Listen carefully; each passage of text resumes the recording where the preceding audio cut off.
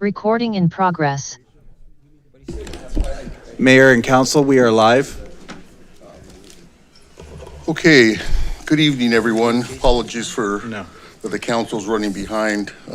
We do have a closed session prior to the open session, and our closed session included a number of items, some of which are time sensitive, and so here we are.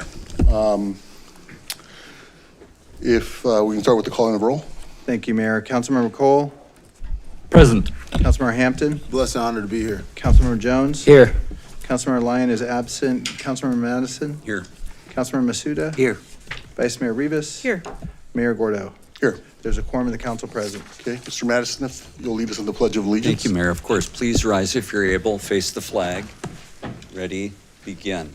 I pledge allegiance to the flag of the United States of America and to the republic for which it stands, one nation, under God, indivisible, with liberty and justice for all.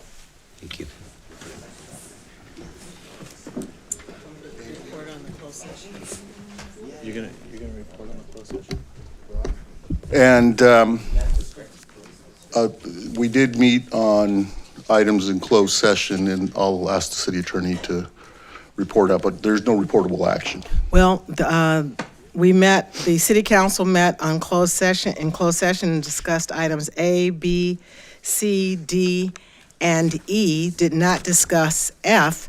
And with respect to E, there is one matter that needs to be reported. The city council provided approval to enter as an amicus curiae in the matter of Barbara versus Trump. And further details will be provided in writing as required by the Brown Act.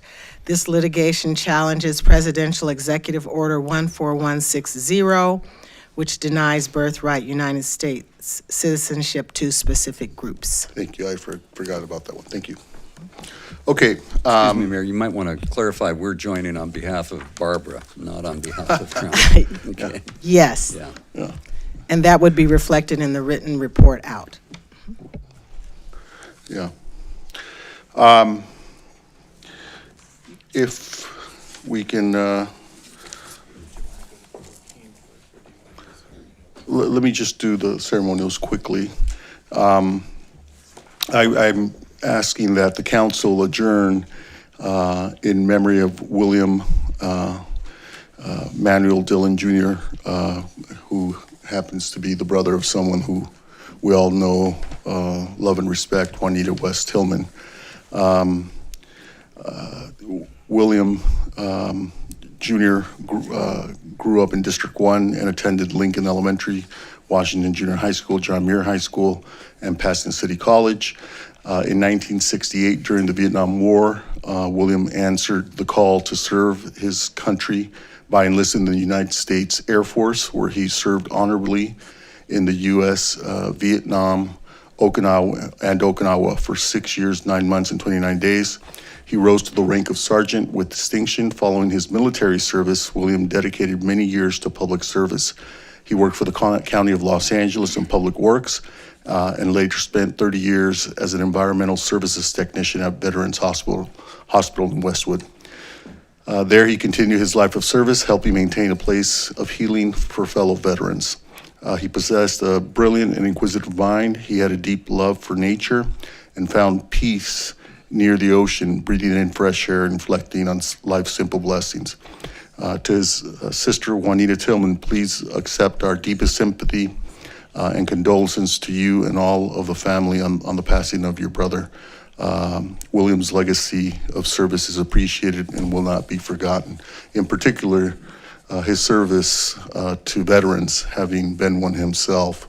He was very passionate about veterans and ensuring that this country kept its word to provide the services that they need to continue on with life.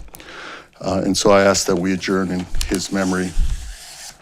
I'd also ask that we adjourn in the memory of Reverend Jesse Jackson, a civil rights leader who needs no introduction in my view. I request that we adjourn in memory of the Reverend Jesse Jackson, who was a towering civil rights leader who passed away last Tuesday at the age of 84. Reverend Jackson devoted his life to expanding justice, dignity, and opportunity for all people, and his legacy is deeply connected to Pasadena. I had the opportunity in 1984, while I was a student at Pasadena High School, to meet Reverend Jackson when he came to speak at our school, and recall his presence and inspirational words vividly. I actually had the opportunity to shake his hand and talk with him for a short period. Over several decades, he stood with our community in moments of crisis and challenge, from his 1984 presidential campaign stop to his call for unity at All Saints Church after the Rodney King verdict, to his successful push for diversity within the Tournament of Roses and its leadership, to his support for students at the McDade and the McDade family in 2012. Beyond Pasadena, his national impact was profound, from his early work alongside Dr. Martin Luther King Jr. To founding Operation Push and the Rainbow Coalition, to breaking barriers as a two-time presidential candidate. He inspired generations to believe in their own power and possibility. Reverend Jackson leaves behind a legacy of courage, conviction, unwavering commitment to justice. And in honoring him today, we recommit ourselves to the work he championed, building bridges, expanding opportunity, and inspiring dignity for all. May his legacy continue to guide all of us. Mr. Jones, Mr. Hampton. Thanks, Mayor, and I join you in those adjournments, especially Reverend Jesse Jackson, just given his participation in the city of Pasadena during numerous of times of pivotal moments within our city. And, you know, as I reflect on his life, he just reminded us that regardless of your background or your circumstance, the pursuit of hope and dignity unites us all. And then to Juanita West Tillman, I know her and the family, long staples of the city of Pasadena. And so I just give my thoughts and prayers to her family, her daughter, during this difficult time. And so I just hope that this adjournment would bring some level of comfort for her and the family. Thank you, Mayor. Thank you, Mr. Jones. Mr. Hampton. Thank you, Mayor, and I join you and my colleagues in adjourning in two amazing individuals' memory. To the Tillman family and the Dillon family, want to really just give you guys so much thanks for all that you have poured into the city of Pasadena as residents, as individuals that have just been literally anything Pasadena. Those families have just really poured in. Just this past weekend, we celebrated Black History at the festival. Our festival didn't have the parade this year, but hopefully we'll get back to that. But the family, the Dillon family, the Tillman family has been intricately involved in all of that, and everything that has to do with anything that has to do with Pasadena and our children, young people, et cetera. And so hopefully this gives the family some comfort of recognition from the city of Pasadena, because we recognize the work that you all do. And just grateful for you to continue to do that.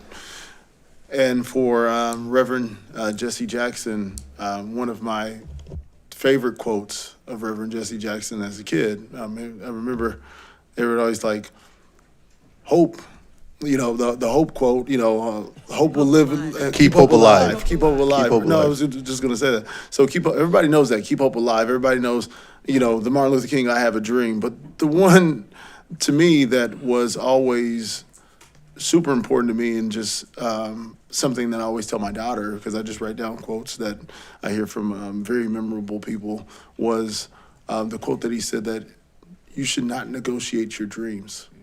You should let your dreams fly high. We should not, as young people, anybody listening, never negotiate your dreams. I appreciate everybody who comes here on a day-to-day to talk about what the city council should do, because they're not negotiating their dreams. They're going to come regardless of the fact. And so to Reverend Jesse Jackson, I appreciate that. And also, hope is alive because we're not negotiating our dreams. So let's never let no be an answer. And let's continue to be better as a collective body of people. I love Pasadena. I love Jesse Jackson for all that he was for civil rights. And civil rights was bigger than just the advancement of Black people. It was the advancement of every single human being. If you had lungs, if you have heart, if you have blood in your body, we all want to see you thrive. So, thank you. Thank you, Mr. Hampton. Well said. Mr. Madison? Thank you, Mayor. I won't belabor the point. I extend my condolences also to the Tillman and Dillon families. And, I met Reverend Jackson when he came to All Saints probably 25 years ago, something like that. I also was at the convention when he gave that famous speech in San Francisco, and I still remember passages from memory. That was when he said that, his constituency is the desperate, the damned, the forsaken, the least of these. And I think we need to remember that in our work. He also said he'd had a very tough campaign. You step up into that presidential ring and it's not like one more level. It's like the Richter scale. It's 10 or 100 times tougher, more stressful. And he said, the campaign has taught me that leaders have to be tough enough to fight, tender enough to cry, human enough to make mistakes, humble enough to admit them, strong enough to stand the pain, and resilient enough to bounce back and keep on moving. And I know last week the mayor and I both were able to meet Mayor Pete Buttigieg was in Pasadena, and he talked about that same thing about hope. And obviously we didn't know that Reverend Jackson was about to have his home going, but he did talk about hope being not just, hope is the consequence of action, not the cause of it. In other words, you don't sit around and just hope.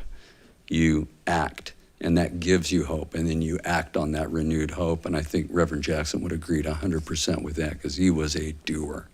So thank you, Mayor. Thank you. Well said. Thank you. Okay. If we're going to take a moment of privilege here because we have item 14 that is also time sensitive. If we can bring up item 14 out of order, and this is a report on the response of other local law enforcement jurisdictions to interactions with the federal immigration agents engaged in immigration enforcement activity.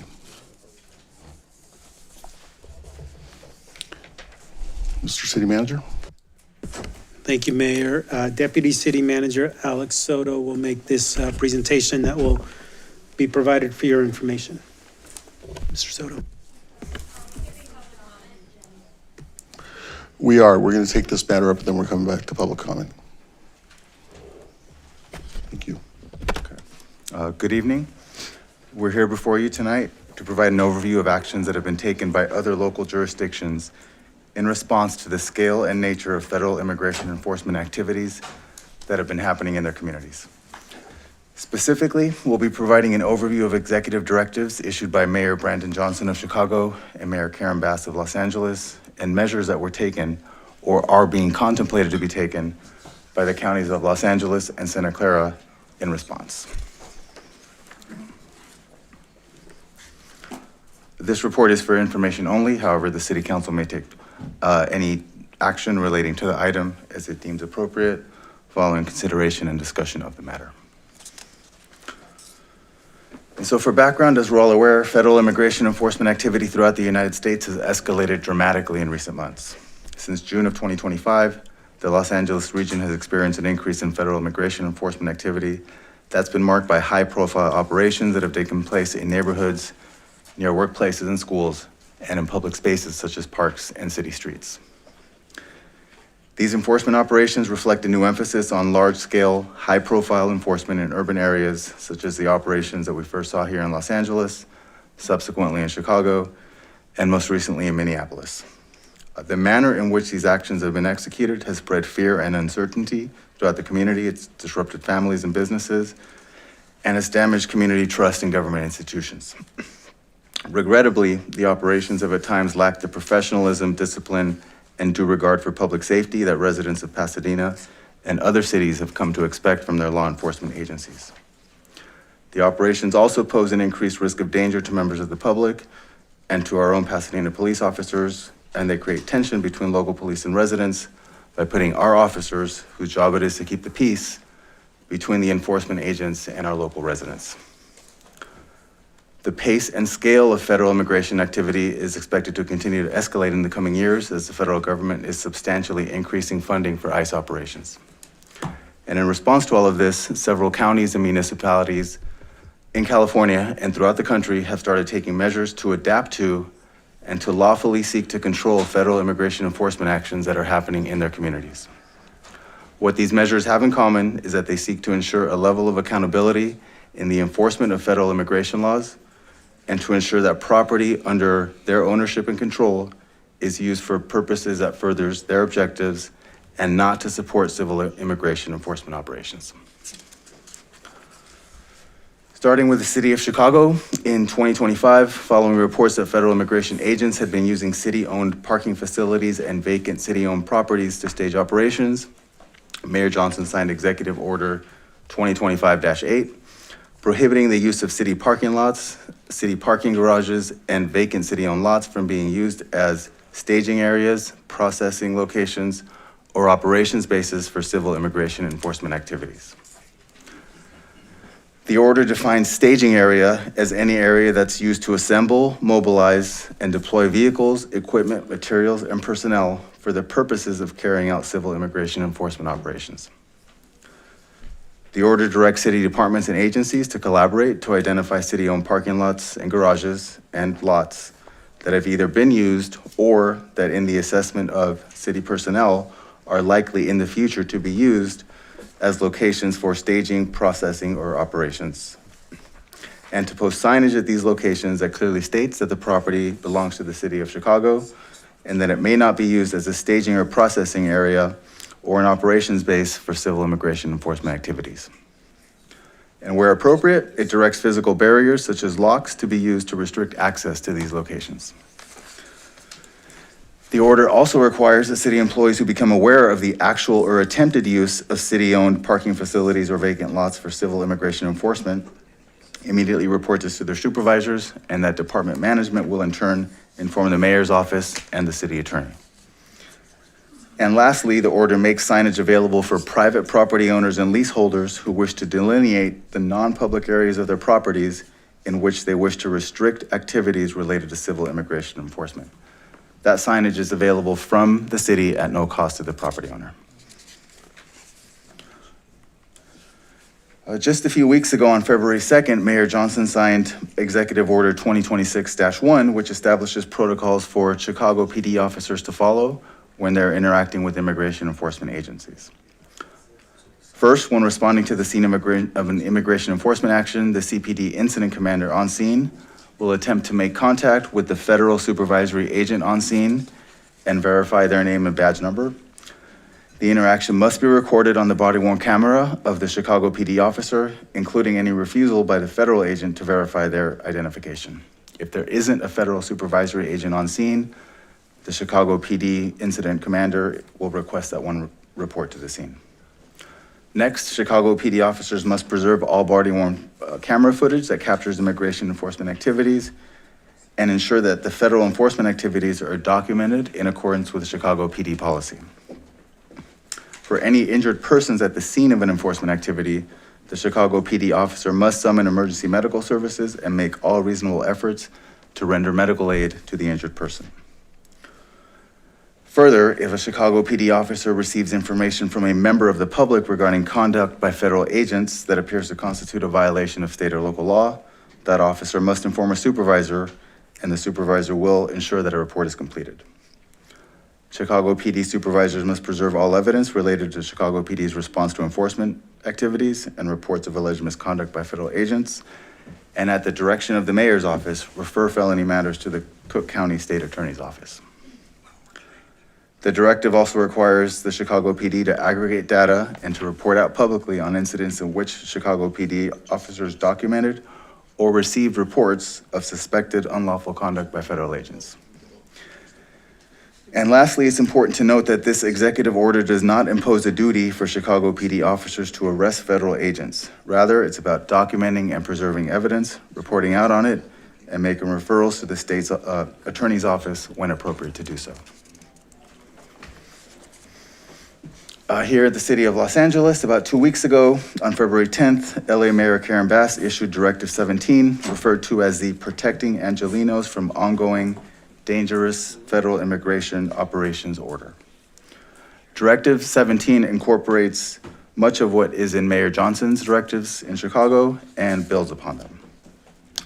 Like Executive Order 2025-8 from Chicago, Directive 17 seeks to preserve city spaces for purposes that further the city's objectives. It orders Los Angeles city staff to identify within the city's real estate portfolio any city-owned or controlled property that might be used as a staging area, processing location, or operation space for immigration enforcement. And here I emphasize the word any because unlike Chicago's executive order, which was limited to city-owned parking facilities and vacant lots, Directive 17 is much broader. It extends the restriction to any city-owned or controlled property, which is a significant expansion. Directive 17 also has signage requirements requiring that signage be posted within 25 days of the order on each identified property. And the sign would state that the city is owned or controlled, that the property, I should say, is owned or controlled by the city of Los Angeles, and that it may only be used for its intended city purpose and not for civil immigration enforcement purposes. Directive 17 also orders that where appropriate, physical barriers such as locks, gates, and doors are used to limit access to city-owned or controlled parking lots, vacant lots, or garages, and any non-public portions of city facilities. Directive 17 incorporates all of the elements included in Chicago's Executive Order 2026-1 related to police protocols when encountering immigration enforcement agents, and it adds a couple of its own elements. It requires LAPD officers to respond and record to all immigration enforcement actions and to verify on body-worn camera that the identity of the supervisory agent in charge, to take reports of alleged federal misconduct and report them to a supervisor. It has the same requirement to preserve all evidence on body-worn cameras and reports and to call for medical services and render aid when encountering an injured individual at the scene of an immigration enforcement action. It also includes a public reporting requirement that to the extent permissible by law, the LAPD aggregate and report out publicly on incidents in which department officers have documented or received reports of suspected unlawful conduct by immigration enforcement agents. These reports are to be made at least once monthly to the Board of Police Commissioners and to the Mayor's office. The directive includes a section on Senate Bills 627 and 805, which are the No Secret Police Act and the No Vigilantes Act, stating that when the applicability of these bills as it relates to masking and identification is judicially confirmed, the Board of Police Commissioners would take measures to ensure that all law enforcement agencies operating within the city are in compliance. Now, SB 627 was blocked earlier this month, and just last week, a federal appeals court temporarily blocked 805, so the status of those bills is currently unknown. Where Directive 17 expands on Chicago's executive order is that it reaffirms the instruction that all officers take measures to maintain the peace by using department-approved de-escalation tactics and techniques to de-escalate potential conflicts with members of the public. And it instructs officers to provide clear communication to bystanders, reassuring them of the department's neutral role in responding to the scene, and that they are only there to ensure public safety and not to assist or support with any civil immigration enforcement action. Other areas where Mayor Bass expands on Mayor Johnson's executive order are that Directive 17 instructs the planning department to study and prepare an ordinance for presentation of the city council regarding the possibility of imposing an impact fee on any private property owner in the city that gives site control to anyone for the purpose of conducting immigration enforcement activities on the owner's property. It also directs the preparation of an ordinance that requires all bidders on city contracts to disclose in writing any agreement the contractor has with the Department of Homeland Security, including specificity as to the federal agency within DHS, the nature of the work, and the terms of the compensation. Next comes a recent action taken by the LA County Board of Supervisors last month in January for staff to bring an ordinance within 30 days establishing mechanisms to prohibit federal immigration agents from using county-owned property in their ongoing operations. This ordinance is expected to be presented to the board imminently, but because we have yet to see the ordinance, some of it may still be subject to revisions before it's approved by the board. This ordinance is expected to follow the measures taken in Chicago and cites an incident in October of 2025 where federal agents conducted a raid at a county park. During the incident, 3 members of the public were arrested and people were threatened with arrest when responding from the county's parks department. So 3 employees of the county who responded to the incident were threatened with arrest by immigration enforcement agents. As a result of the raid, the county reports that residents have avoided using the park for the purposes for which the county owns, maintains, and operates the park, which is to have a space for recreation and leisure. The ordinance is expected to prevent real and personal property belonging to or subject to the control of the county from being used for anything other than purposes intended by the county and not for any civil immigration enforcement staging, processing, or operations.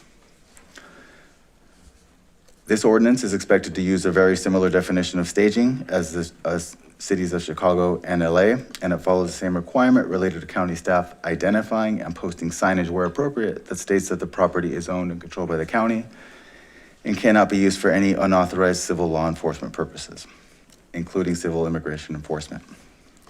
It also, like Chicago, like Los Angeles, encourages the use of physical barriers to restrict access. The motion, as contemplated, is expected to go further than Chicago's executive order and mirror LA's in the sense that it's not limited to just county-owned parking facilities or vacant lots, and it's arguably even broader than LA's in the sense that it doesn't limit locations to those where county staff has observed that immigration enforcement actions have observed or where they may occur in the future.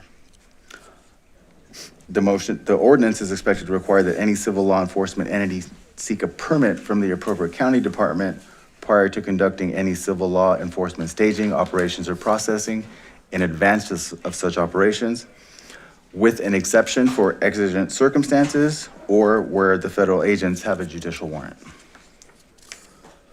And the ordinance will state that it does not restrict or interfere with the execution of lawful judicial warrants or the enforcement of criminal law, nor does it limit the rights of any person or entity under state or federal law.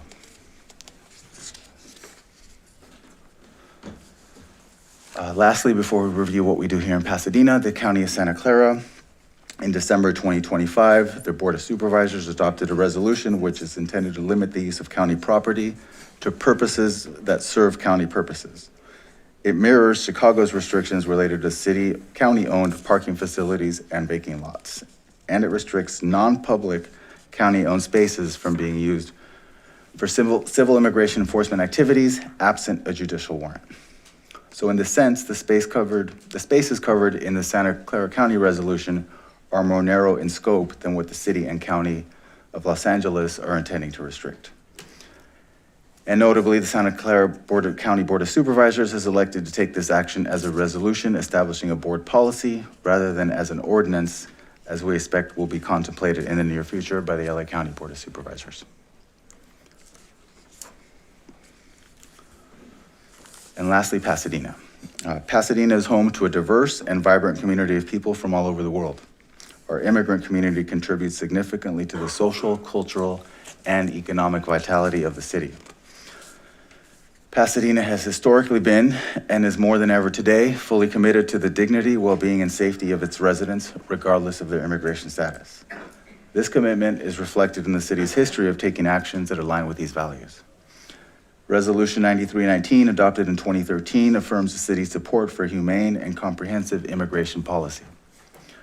Resolution 9557, adopted in 2017, affirms that the city does not enforce immigration laws, and it directed the city manager to ensure that city and police department policies align with the resolution, and that city resources are not used to support immigration enforcement activities, barring narrowly defined circumstances related to national security concerns, such as terrorism, or transnational criminal activities, such as human trafficking. Pasadena Police Department Policy 428 affirms the police department's commitment to ensuring equal application of the law to everybody, regardless of immigration status. In 2017, the city adopted a standard of conduct regarding confidentiality, which is a policy applicable to all city staff that restricts city employees from disclosing the personal information of its residents and customers. Throughout the summer and fall of 2025, the city provided training to employees on the subject of employee protocols in the event of immigration enforcement activities occurring at or near the workplace. The training was well attended, well received, and just under 1,000 employees participated in that training. Additional training along those same lines is slated to occur later this year in the spring. In 2025, the city filed a motion to intervene in the case of Vasquez Perdomo versus Noem, a lawsuit which originated from an incident that occurred right here in the city and which seeks to stop the federal government from engaging in aggressive and dangerous immigration enforcement practices in Pasadena and in the Los Angeles area. Additionally, in the fall of 2025, city staff created standardized signage that clearly identifies and restricts access to the non-public areas of city facilities. The signage is in use in various city facilities, and staff have recently redoubled efforts to identify appropriate locations in which to place the signage so as to ensure optimal utilization. In terms of Pasadena Police Department practices and protocols, the police department responds to all reports of potentially unlawful activity, including reports from members of the public who cannot verify the identities of individuals claiming to be law enforcement officers.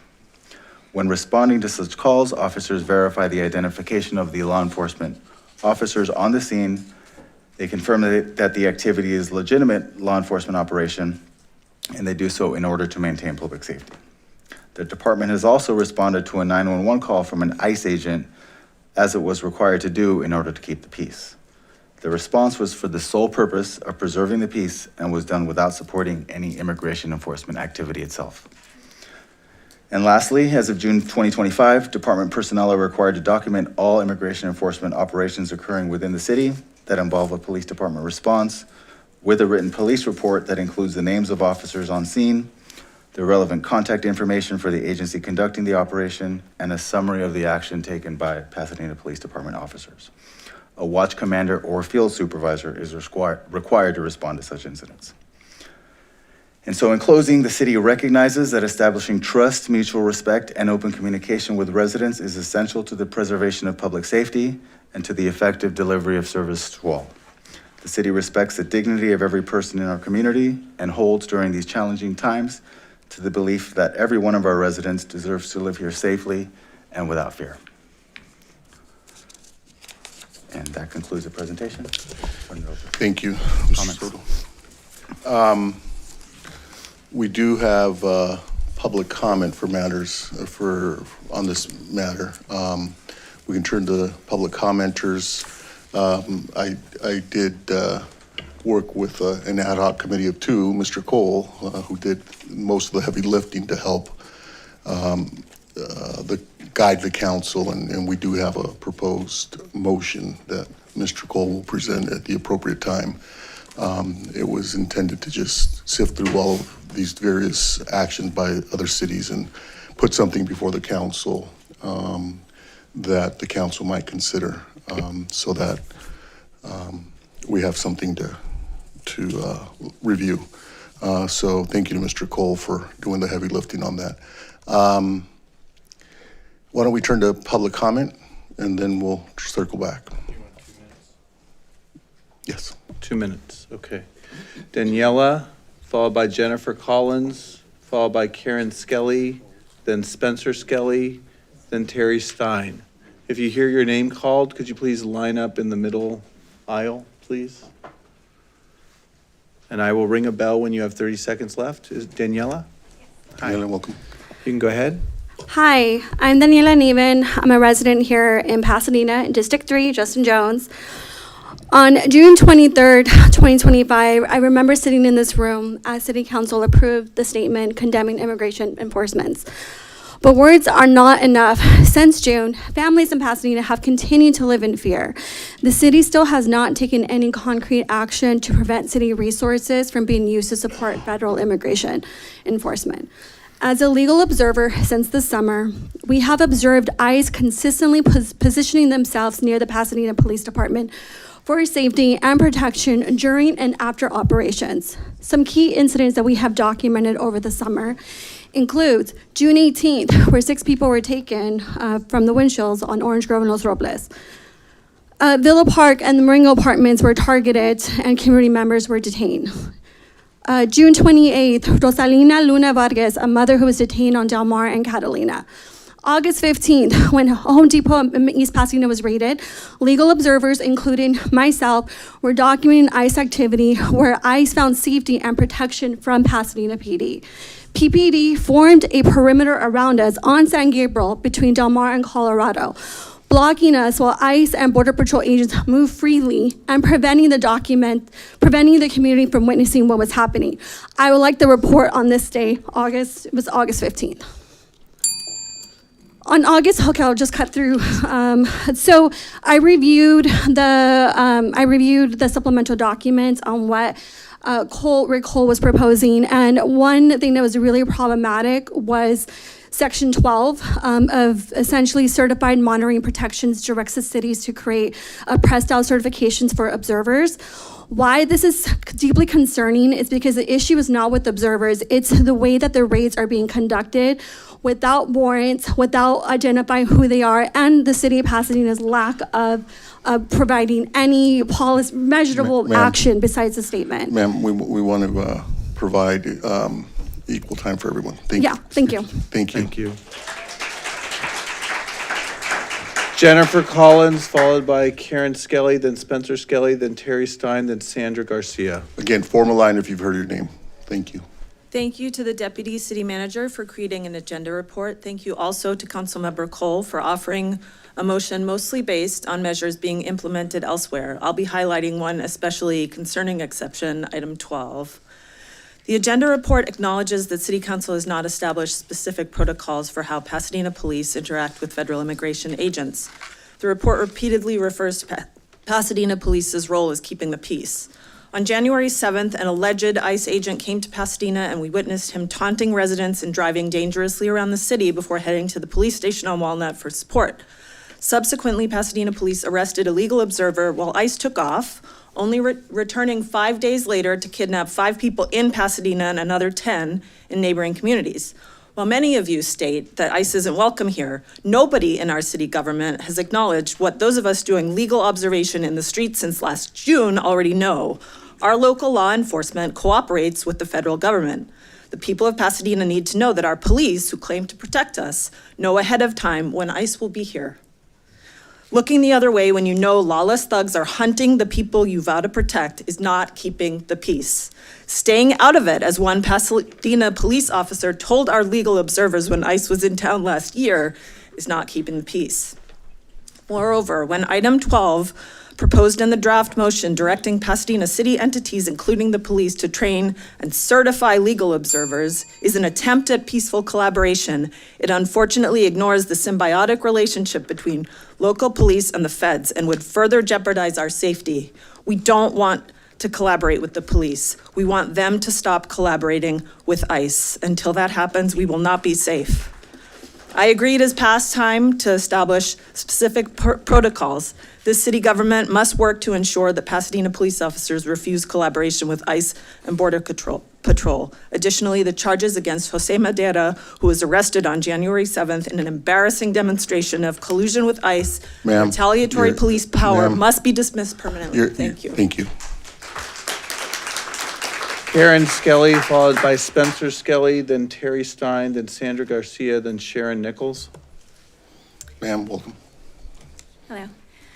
On the morning of January 7th, 2026, an agent from ICE entered our neighborhood in Pasadena with fully tinted windows and drove recklessly through the area. They accelerated from 0 to 60 in a matter of seconds on Orange Grove, a street where children walk, where families cross, and neighbors live their daily lives. They nearly hit a person who was on foot. They used their vehicle like a weapon against drivers who were legally observing. I was there and saw how dangerous their behavior was. That agent then called the police department for assistance and drove to the station where PPD officers proceeded to arrest one of the most upstanding, peaceful members of our community, Jose Madera, who was doing absolutely nothing wrong. That arrest enabled the ICE agent to leave without ever identifying themselves or facing consequences. On a day when this community should have been coming together to grieve, to remember, and to heal for the year anniversary of the devastating fire in Pasadena, it was absolutely disgraceful to instead be dealing with ICE operating so hazardously in our streets, and especially harmful with our own police department enabling it. On August 15th, 2025, ICE agents raided our city in multiple locations. At one such location by the Home Depot on a residential street, legal observers were surrounded. Police vehicles blocked the way while officers stood on the ground. They did not protect residents. They did not de-escalate. They did not ensure safety. They trapped observers instead. These are not isolated incidents. They show a pattern of collaboration that undermines the very purpose of local law enforcement. Our tax dollars fund our police department to protect our communities, not to shield federal agents from accountability and not to obstruct residents who are legally observing operations that impact their neighbors. These federal operations, as they are being conducted here, raise serious legal and moral concerns. They involve racial profiling, a refusal to properly identify officers, and the detention of community members without due process. These are clear violations of constitutional protections. We have the right to observe. We have the right to ensure our neighbors are treated lawfully, and we deserve a police department that stands with its community, not against it.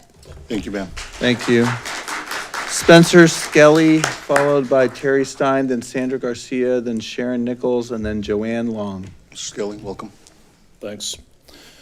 The Pasadena City Mission states that Pasadena is dedicated to delivering exemplary municipal services responsive to our entire community and consistent with our history, culture, and unique character. I'm pretty sure it's safe to say that public safety is considered a municipal service. That's not what we're seeing here. We're seeing tinted out vehicles in fake or swapped plates speeding through our neighborhoods, stopping wherever they want and grabbing anybody who they can profile due to skin color and language. This is absolutely unsafe for our community, and we see it over and over again. And then people say that the police are not providing them support.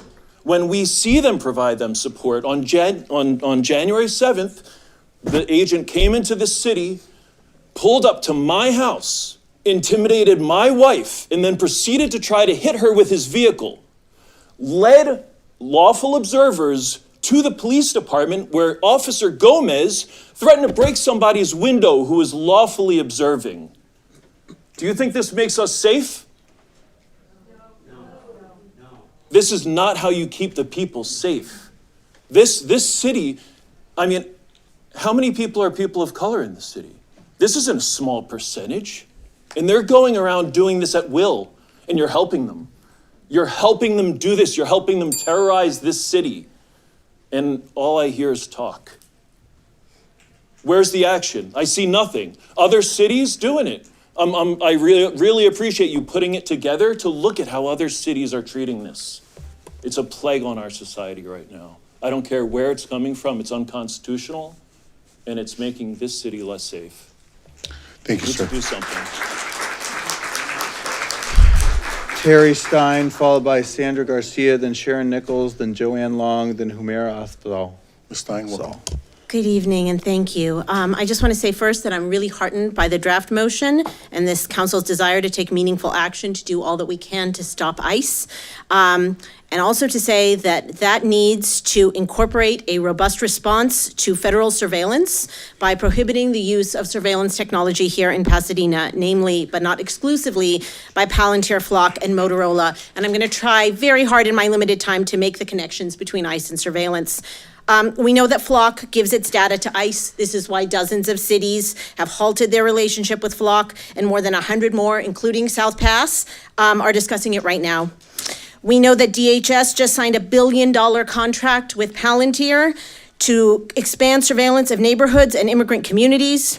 We know that DHS has been given $45 billion to buy warehouses and convert them to concentration camps, where approximately 100,000 people will be trafficked by the federal government for the profit of private prisons. An operation this massive can only be facilitated by mass government surveillance to identify bodies to fill these camps. And who can be targeted by that? All of us. Obviously, ICE is targeting our migrant neighborhoods and through its racist Kavanaugh stops, targeting our Black and brown community members. Additionally, calling them co-conspirators, federal law enforcement has already targeted legal advisors of ICE activity, peaceful protesters exercising their constitutional right to speak out against this administration, people taking food to neighbors who are afraid to leave their house to get food because of ICE enforcement. Every one of those activities is totally and completely legal. As a lawyer, and I know many on this council are also fellow lawyers, we're taught to believe in institutions, in the rule of law, in the robustness of the Constitution. But what we learned about, all of us in law school learned about Korematsu, is that our institutions fail us a lot of the time. And we can't just stand by idly and hope that our institutions will do the right thing. But we can work together. We can save each other. And so I very Ms. much Stein, hope, thank you. that you will do so tonight by drafting Stein, something about thank you. surveillance. Appreciate your time. Thank you. Thank you. Ms. Garcia, So Sandra Garcia, then Renee Gonzalez. Renee Gonzalez, you're after Sandra Garcia. Sandra, welcome. Then Sharon Nichols, and then Joanne Long. Hi, good evening. My name is Sandra Garcia, and I'm gonna be briefly. June 23rd, my family's business was raided. They came in intimidate my mom, and she saw how in humanity, how they came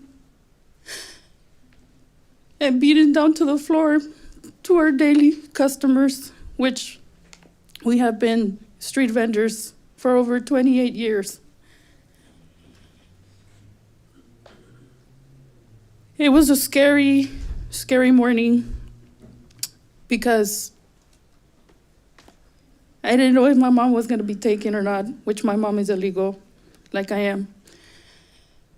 I was also stopped by an agent, and he threatened me to take me. He told me to be quiet before he sends me back to my country.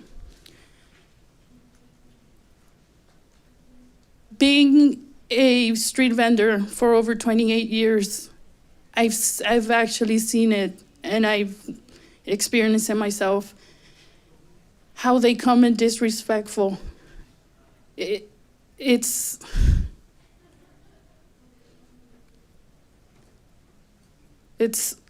I just don't have a word to say it, but I want police to come and protect us as residents. Mayor knows what I'm talking about. thank you. Renee Gonzalez, followed by Sharon Nichols, then Joanne Long, then Humera Afzal, then Phyllis Griffin. Mr. Good Gonzalez. evening. Good evening, everyone. First of all, I want to thank Jesse Jackson for his legacy that he left not only in Pasadena but in the world. And I think of him as a friend of children, of future generations that will live in a better world in Pasadena and everywhere because of him. To stand in front of a parade that was completely by tradition, just like some of the names that we proudly display here, even after the Human Relations Commission asked that those names be removed, the Pasadena way apparently still displayed. There's not one Latin American flag as a sister city. I've been working on that for 2 years. There was an invitation on June 23rd, 2025 that was not responded adequately. We made mistakes, and it's important for us to recognize mistakes. Removing your name from the invitation, Mayor Gordo, was a mistake.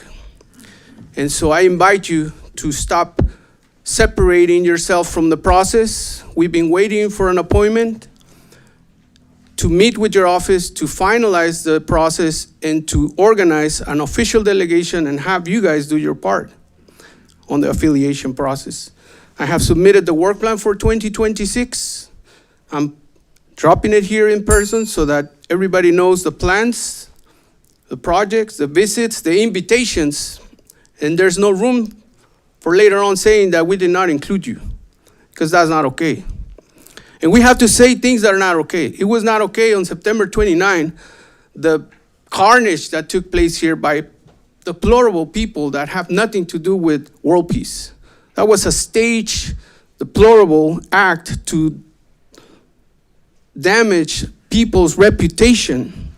Mr. Gonzalez, your time has expired. Thank you, Mr. Gonzalez. We're waiting for the appointment. Thank you, Mr.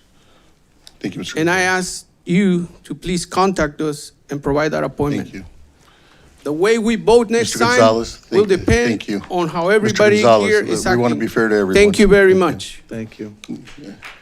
And just for the record, Mr. Gonzalez, I did not remove my name from any invitation. Ms. Nichols, welcome. Ms. Nichols, welcome. Sharon Nichols, followed by Joanne Long, then Humaira Afzal, then Phyllis Griffin. Hello, my name is Sharon Nichols. I'm here as a resident of Northwest Pasadena, and I'm also a teacher. I work in Los Angeles in LAUSD, and unfortunately and tragically, over the last 3 weeks, we have seen 3 of our families have their parents go through deportation proceedings. In one case, ICE took a father away from his family at a court hearing. In another, a mother who was at work. And the third, an entire family, mom, dad, and 3 kids, were removed and deported to El Salvador.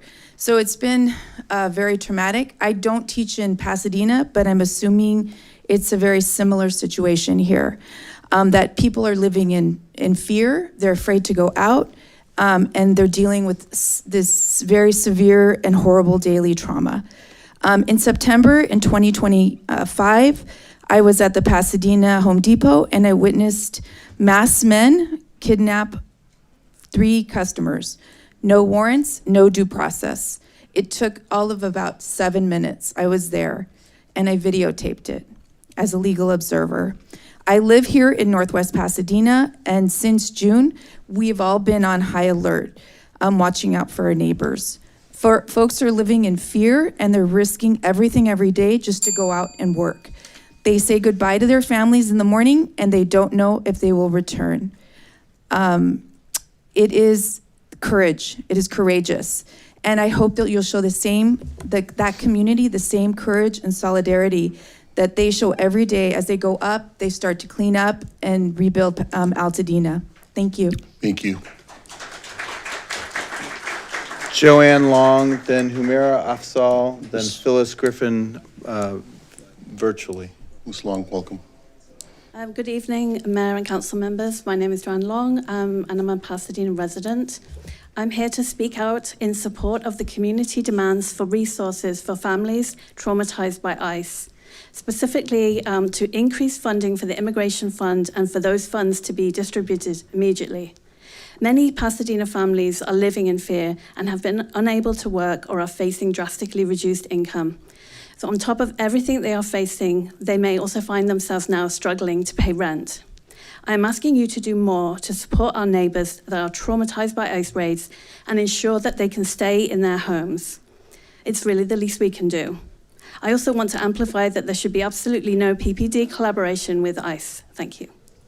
Thank you, ma'am. Welcome.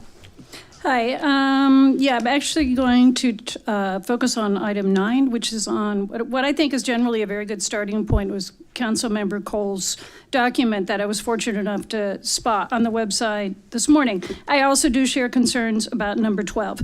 But number 9 is a contract disclosure requirements, which requires disclosure by city contractors and bidders of contracts or agreements with ICE. And that's really good. It's very important, but it needs to be stronger. Particularly, how is this information going to be used? It's kind of meaningless if you still sign agreements with those who also do business with ICE, companies like Flock or Motorola. You also can't trust bidders to accurately disclose that information. There should be independent checking by city staff prior to actually signing any contracts. Really not hard to find on the internet. Do not trust companies to disclose complicity with ICE. Require bidders to disclose all third-party data sharing. Again, an important element, but this should also include disclosure of past data breaches and require independent checking by city staff. And also understand that third-party data sharing policies are meaningless. It is very well documented that ICE and other federal agencies have gotten access to Flock data, including right here in California. Also, what I did not see in there is anything about approved vendors. There's nothing in there that, say, Home Depot. You need to ask, do you allow ICE to stage on your property? Just get rid of the flock cameras. Hopefully number 9 would exclude them. They need to go. The information is used to terrorize people. It's mass surveillance that expands the reach of the authoritarian state. It only benefits ICE and the companies getting rich off the death and oppression industry.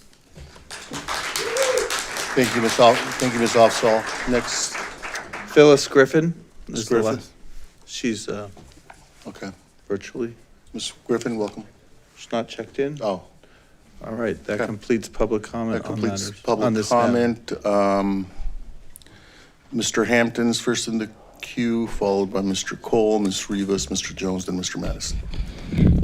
First and foremost, I want to thank the mayor and Councilmember Cole for bringing this forward, and you mentioning it a couple weeks ago that you were going to be bringing this forward. So I appreciate that. I had a couple of notes that I just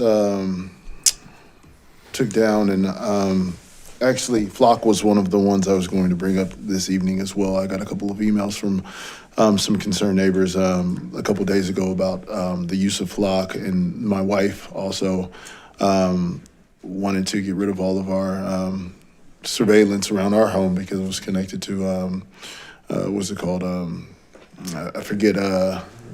Ring, there you go, Ring. But Ring has recently said that they're no longer contracted with Flock. So my question is, under our standards, can you go back to the presentation? And I literally only need 3 minutes, so you can start the clock. Probably in less than that. You could add 30 seconds to that. We'll start at 2:30. All right.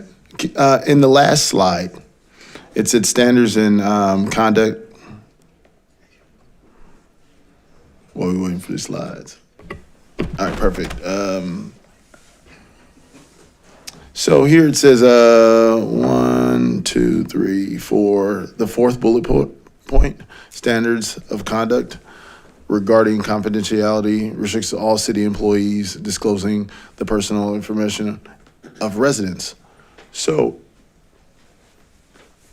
my interpretation of that means that we should already be out of any contracts with an organization or any companies that we know that are already sharing data that we're collecting.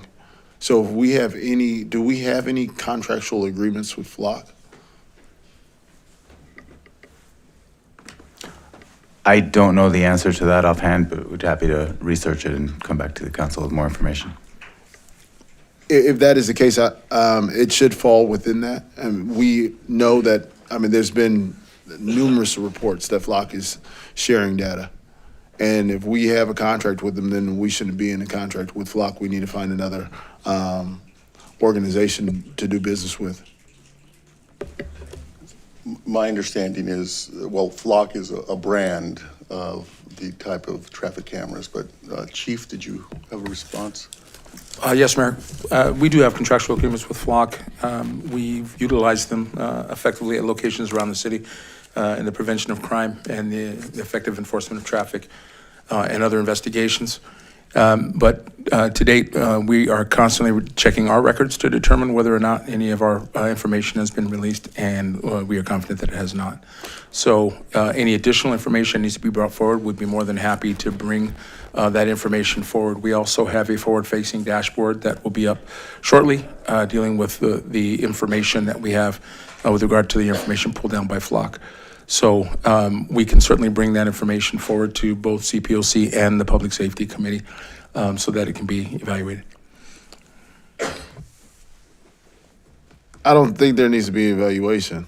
I mean, if Flock is using our data illegally, knowing that we have a policy in place, and I understand that you want to investigate and make sure that they're not, but I mean, they're already saying that they're doing this. I mean, every report I've read basically is saying that Flock is doing this. We are certain that no information that we have shared with Flock and our information has violated any policy, practice, or law. I would like for us to have a report back on that immediately, because the bullet point basically says we don't do this. I'm sorry, you guys, I got ADHD, so I gotta stay on one. I gotta stay on one. At least my wife tells me I got that. She is a doctor. Yeah, she is, but not that type of doctor. Let her to. I think all of our significant others would tell us that we had something like that. So that was one that I wanted to bring up. And then also during the public comment, I'm going to be brief because I noticed my time is I'm 2 seconds over. Words are not enough. That was the first comment, public comment that came up, and it's great to have these policies in place, but we need to know what the actions are behind the policies. Because we can just put this on paper, and then when someone is picked up, one of our residents that's masked and not showing an ID, and everybody has this on video or et cetera, and our police department's like, well, you know, they're ICE agents. Well, how do we know? There has to be a report back, some way to say, you know, we have confirmed that those individuals were ICE agents, or we said in the middle of it, you have to show us our ID if our police department is involved in any way, or not involved, but if our police department is in the area. We have to give a peace of mind to our residents that we are, I mean, and this is great, you know, and I appreciate Councilmember Cole and yourself doing this, but we just can't have words. We have to let our residents know that we're doing all we can to continue to protect them and serve this community. So those are my comments. I'm supportive of this, but I also want to make sure that there's actually teeth behind it. Yeah. Thank you. And we'll ask the chair of the Public Safety Committee, Ms. Rivas, to bring the matter to public safety. Okay, Mr. Cole. Or did you want to go after our colleagues' comments and present the proposal? Or would you like to do that now? I'm agnostic on that. Yeah, why don't we go through everyone first and then return to you? That's fine. Ms. Rivas, followed by Mr. Jones and Mr. Madison. Great. Thank you, Mayor. And I want to start by thanking all of our legal observers here in Pasadena. In this moment in history, you are the patriots, the humanitarians, the heroes that are using this. This is the only accountability we have against the federal government a lot of times right now, which is incredibly frustrating. But the progress that we've seen being made in the Alex Preddy case is because there were 5 cameras on him. So thank you again to all the legal observers here and across the country for everything you're doing. And I hope that we as a city, and I think we do, I think that is the goal of this council staff, including the police department, is to protect your First Amendment rights to continue doing exactly that. So I hope we can hopefully memorialize that more concretely, perhaps through this this resolution or through other ways. And then the second thing I wanted to share, and it's just the way I've seen this, my personal frustration with the situation, is that we have a relatively narrow space to act. We, as a local government agency or as a city, obviously don't enforce federal immigration laws. That's not our job. That's not what we are required to do by the Constitution. It's because of the federalism and the 10th Amendment. And so there's a very clear line of law, case law and other laws, that support our position that we do not enforce federal immigration law. And that has been our clear stance for many years. But at the same time, we can't obstruct the federal government from doing their job of enforcing federal immigration laws. And so between those two things, there's a very narrow space for us to act. And so I want to thank Councilmember Cole for putting together this list, and staff for also reporting on everything else that's been going on across the country and locally, so that we can be doing the most that we can possible within that space. And even where necessary, perhaps even pushing the bounds and trying to test new things that we can do until the court tells us we can't. We really should be doing as much as we can and forcing and pushing the boundaries, because as everyone has made clear, our residents' lives are on the line here. So I, of course, support the draft resolution. I want to thank Councilmember Hampton for raising the issue of flock cameras and all the members of the public who raised those. I had reached out to the chief several weeks ago, maybe a month ago, on this point, asking, do we know how they've been accessed? Can we be confident that they're not being accessed by the federal government for immigration purposes, and also potentially for other purposes? I know ever since the federal government, this current administration is going after, and other states are going after those who are seeking reproductive health care. We also should be mindful of that and perhaps add that to our policies when it comes to how our data is used. I was encouraged by your statement, Chief, when you responded to me and tonight, that based on your assessment of that data, it has not been accessed by the federal government for immigration purposes. But I think it'd be helpful to, at a minimum, start with having a public and transparent conversation on how we know that.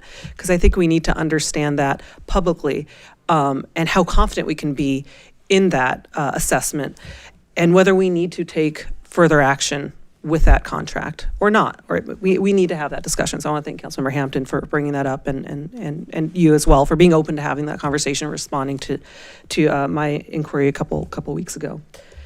Go ahead. Or go okay. ahead. I was just going to ask how much more time you might need. The last thing I wanted to add, I'm not sure if I saw it directly captured in the 12 or 13 proposals, but something that I had been, an idea that I had thought about in bringing to public safety or agendizing at public safety is, we know our officers have awareness of immigration activity in our city because residents call it in and they find out after the fact that there's been activity.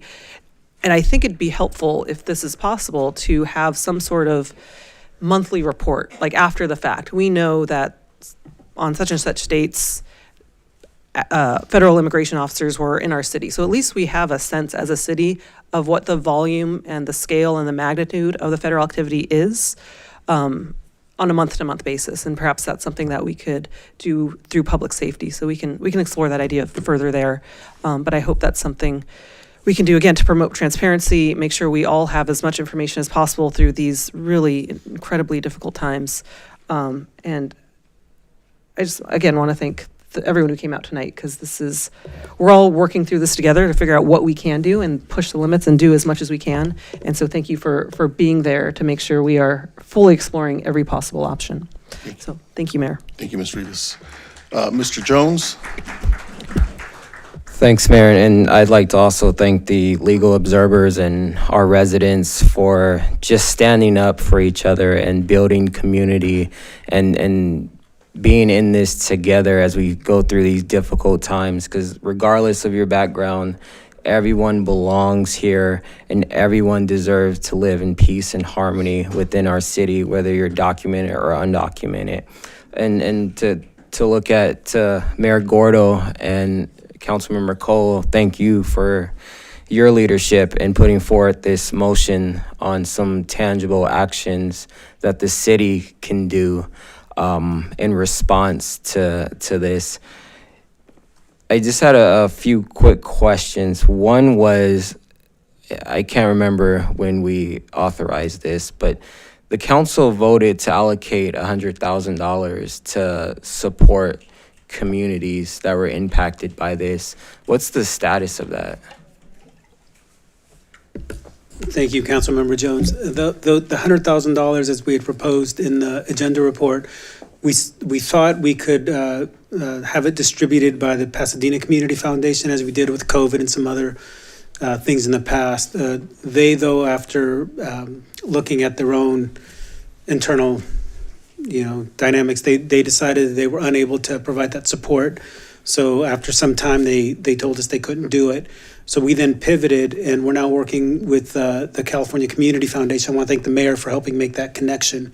So we've issued the check to them. They're working on a program, and Mr. Hernandez, Alex Hernandez, assistant to the city manager, couldn't be here tonight, but he's working on that, and that's going to be inclusive of efforts working in partnership with them as the city of Long Beach and the city of Pomona have to try and raise even more money beyond the $100,000 the city was able to contribute, to get others to contribute money as well, and disperse that money to nonprofits in aid of those that need emergency assistance.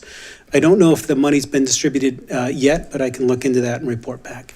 Yeah, I would appreciate that, because I represent residents that would depend on those funds for support, and so I would appreciate a report back from your office.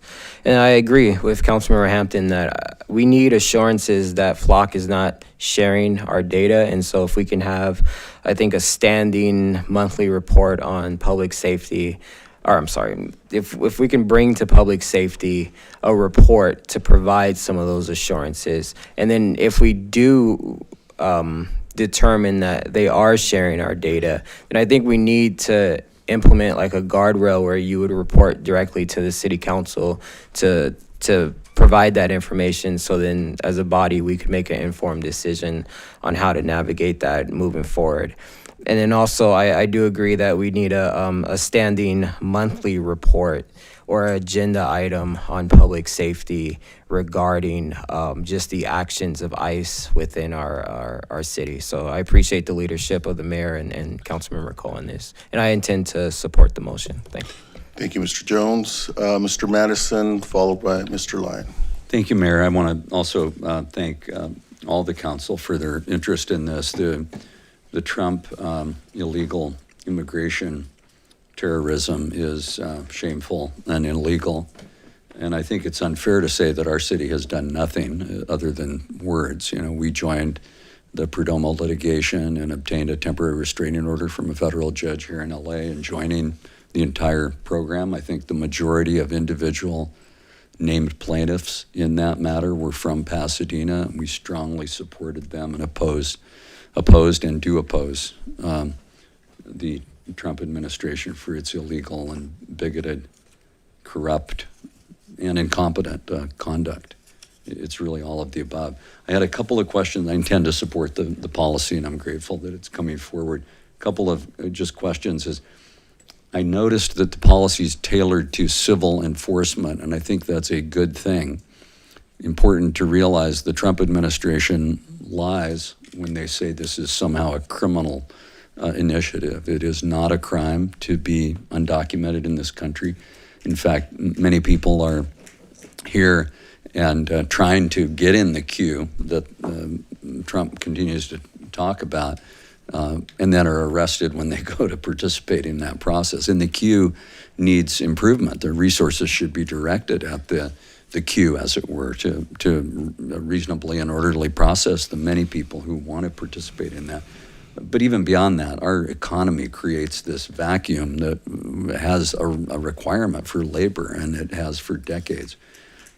So I do think the administration keeps saying that they're rounding up murderers and rapists and insane criminal psychopaths. I think if that were true, we'd be hearing a lot more about that. They don't seem to publish any names of cases that have been solved or true. They seem like they're after hardworking residents, men, women, and children who are living their lives lawfully and not committing crimes. They're, I think, in in a time where our normal values and standards, I was a proud member of the Department of Justice for 9 years, and I and many of my colleagues are just appalled at how this Attorney General and this President has just hollowed out all the norms and values in the normal administration of justice in this country. And so I think in the normal course, there could be a role for the federal enforcement of immigration law. For example, when someone has committed felonies and been deported and then re-enters illegally and continues to terrorize often the same community that Trump seems to be targeting here. But that's not really the purpose of this discussion, I don't think. I'm very interested in having training, and I listened very carefully to the discussion of the different incidents that occurred, and I took the time to study the incident that occurred involving the legal observers on January 7, and suffice it to say, I think there's room for improvement on both sides, that I think the legal observers should be clear on the contours, the boundaries of what's appropriate legal observation and what might not be, including putting their own lives and liberties at risk by being somewhat overzealous. So is there a place in this policy to do, I know you mentioned, Alex, that there was training of staff about the protection of information and really meaning what we say, that we're not cooperating with this illegal initiative, but do we have room to provide some training to the community, perhaps in partnership with nonprofits, public interest law firms, toward the common goal of making sure that in Pasadena, we're very clear on the appropriate way to be a legal observer and to protest ICE to the full-throated manner that we wish, and to not cross over any lines that then put our police department in a very difficult situation if they're forced to respond to some call by an ICE agent reporting a crime. Thoughts? So we received the draft resolution this morning, and we'll take it back and do our research. We can certainly reach out within the community to see who is qualified and available and interested in providing such training. Off the top of my head, I don't have anybody in mind, but again, we're just digesting this now, and we'll take some time to look into it. Yeah, I think it's worthwhile, and it also continues this conversation. It amplifies this conversation about how we feel and how we intend to act with regard to the administration. I'm not aware of any evidence that the Pasadena Police Department is aware as an advance notice matter, as one of the speakers said, of these raids. I think, again, in a different time where norms and values were observed, that was routine, that any time the federal law enforcement was conducting an operation in our city, my sense is that's not happening anymore. Not just federal, all law enforcement, outside Absolutely. law enforcement agencies. No, absolutely. County, state. Yeah. It's terribly dangerous for especially undercover or, sort of operatives to come into a city, purport to be acting under color of law without notifying the Pasadena, in our case, the Pasadena Police Department. You have a situation where officers can be drawing down on other sworn peace officers or agents. The community's at risk. It's a complete goat rodeo. And again, that's attributable not to us, that's to the administration. So I intend to support the policy, and I would like to see if the maker and the seconder and the council are willing to explore training opportunities. I think we should do that too. Just this afternoon, the city manager, the police chief, myself, and some members of the community who were present met to talk about a forum, and we agreed to host a forum where the chief, together, where the chief could present information on practices and policies of the Pasadena Police Department and the city. And one of the subjects that came up was having an understanding both of police procedures as well as having an understanding for the community to have an understanding of police procedures and for our police department to understand the procedures that legal observers are trained in. And I think that's a first step. And we did talk about the possibility of having joint understanding and possibly training on all sides, so that we're not ships in the night passing one another, so to speak. You know, I think it's important, Mayor, because so that's in motion. That's very important, and I support that and want to be part of that. I would say that you know, the recruiting, the training, the obvious to anybody that knows how professional law enforcement initiatives are carried out, it's evident. These appalling murders in Minnesota, for example, and just everywhere, the brutality, the speaker who struggled for words to describe her family. It was brutal and it was dehumanizing, the way these agents are treating law-abiding residents of our city. It's absolutely unconscionable, and I am positive history is going to judge this in that way.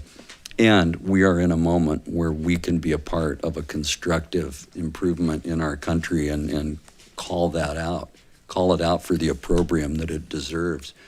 And I also know that if a police officer from Pasadena contacts anyone in our city, that person should cooperate with our police department, identify themselves. Yes, roll down your window and speak to the supervisor. I am absolutely positive that our police department wants to resolve the matter fairly and lawfully.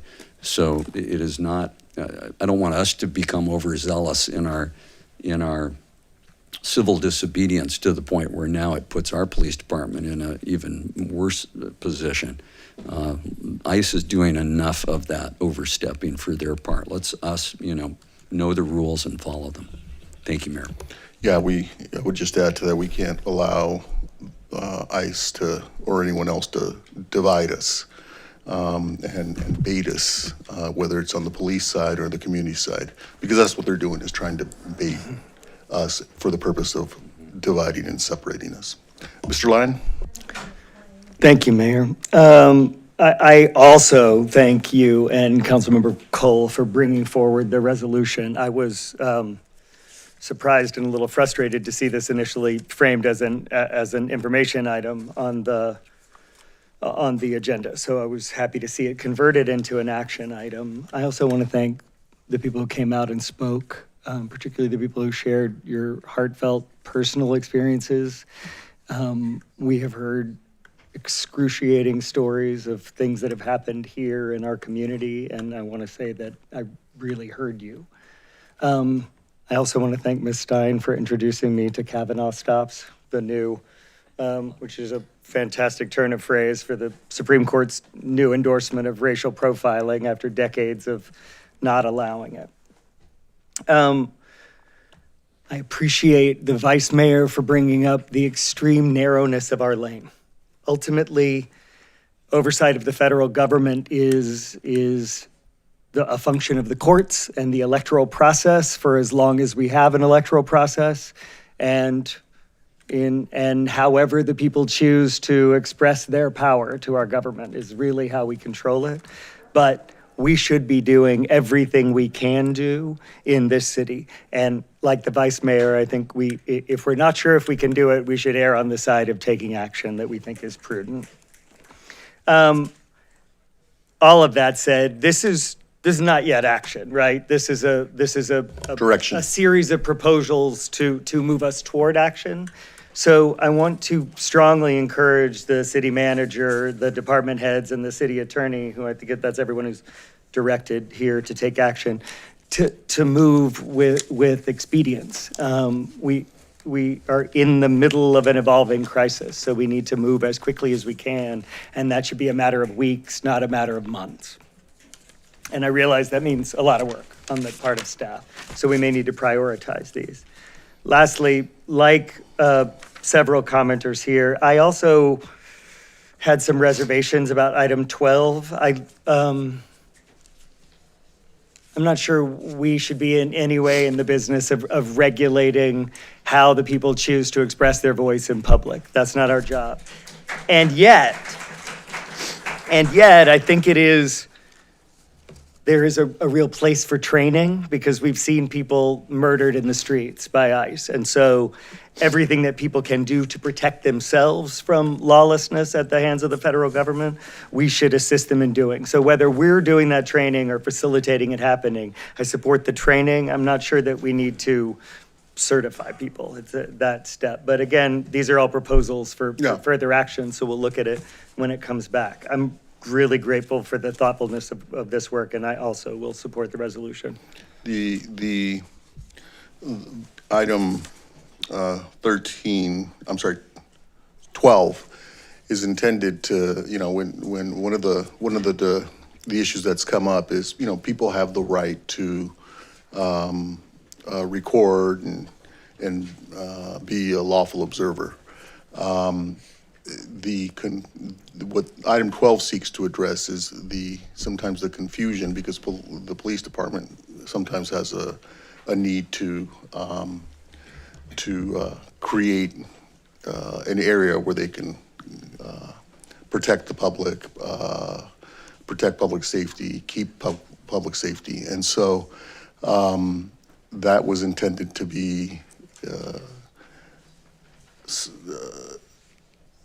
like we do with the press, have lawful observers who maybe can come in behind or into closer and closer proximity, issue a sort of a press license that would allow one person or maybe more who are identified in advance who wish to become more direct observers within the police lines, if you will. That's just a discussion. It's just an idea to be pursued. It's something that the police department and the community will have to discuss, what that looks like, who is trained, who is certified on both sides, both the police department as well as in the community. But it's really intended to have a point of contact, if you will, for officers to know, look, if there's someone out here who, I don't know, is wearing a vest or a press pass type identification, then they have a little more flexibility in terms of moving in and around any action. Thanks, Mayor. So, Mr. Masuda.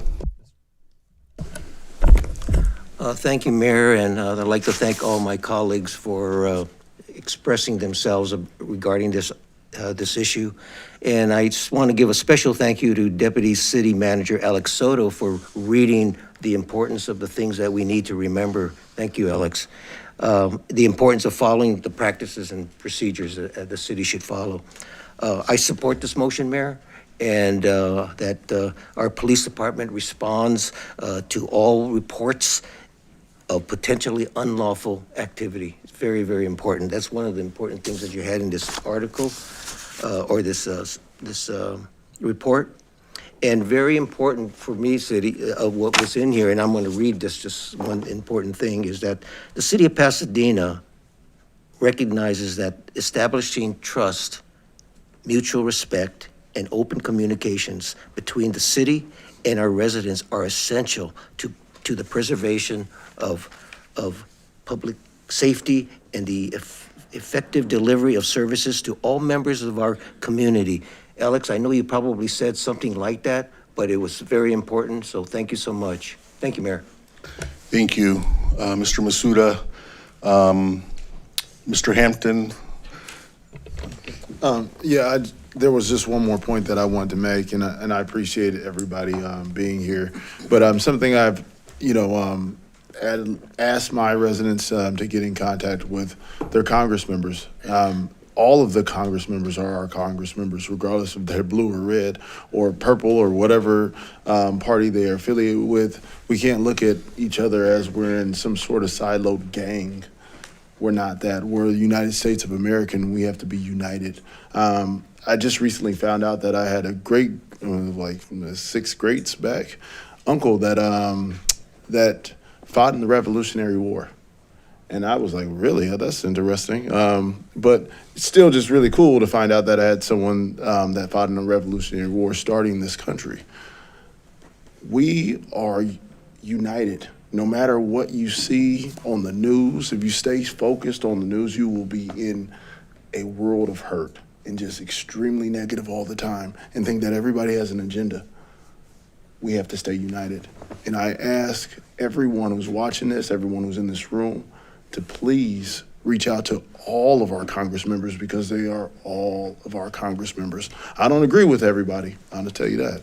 I don't. But just because we don't agree with them does not mean that we should not communicate with them, because if we're not communicating with one another, then immigration reform, comprehensive immigration reform, will never ever happen. And we'll be back to this in 4 or 5 years or 8 years from now to the same conversation. Let's get out of these constant cycles of this type of conversation. But we have to do what we have to do to protect those in our community now. And so I'd be happy to second, I know Councilmember Cole's going to motion this, so I'd be happy to second it. And then also just, you know, as brought up by Councilmember Cole, I remember asking for that and motioning for the $100,000. And so if we need to add to that, I don't know exactly where we are legally to help our residents. That's something we should be bringing back to say, you know what, we need to add a little bit more to continue to help our residents to be able to combat this in a legal matter. So I appreciate my colleagues on this and always protecting our Pasadena residents.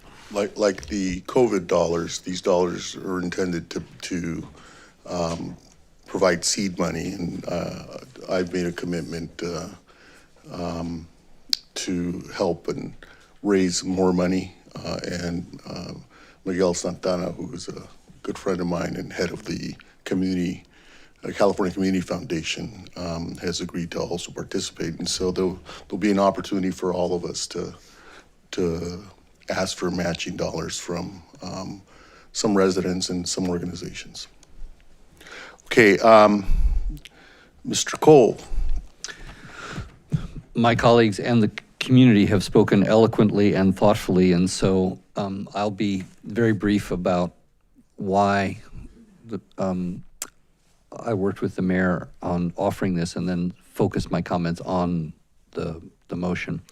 But the vice mayor and others have echoed it, you know, put her finger on the frustration we all have, which is that there are limitations on what we can do, and those may change as time goes on. I would just enter into the record, I was so struck by this today. An attorney who resigned from ICE said, for the last 5 months, I watched ICE dismantle the training program, cutting 240 hours of vital classes that teach the Constitution, our legal system, firearms training, the use of force, lawful arrests, proper detention, and the limits of officers' authority. New cadets are graduating from the academy despite widespread concerns among training staff that even in the final days of training, the cadets cannot demonstrate a solid grasp of the tactics or the law required to perform their jobs.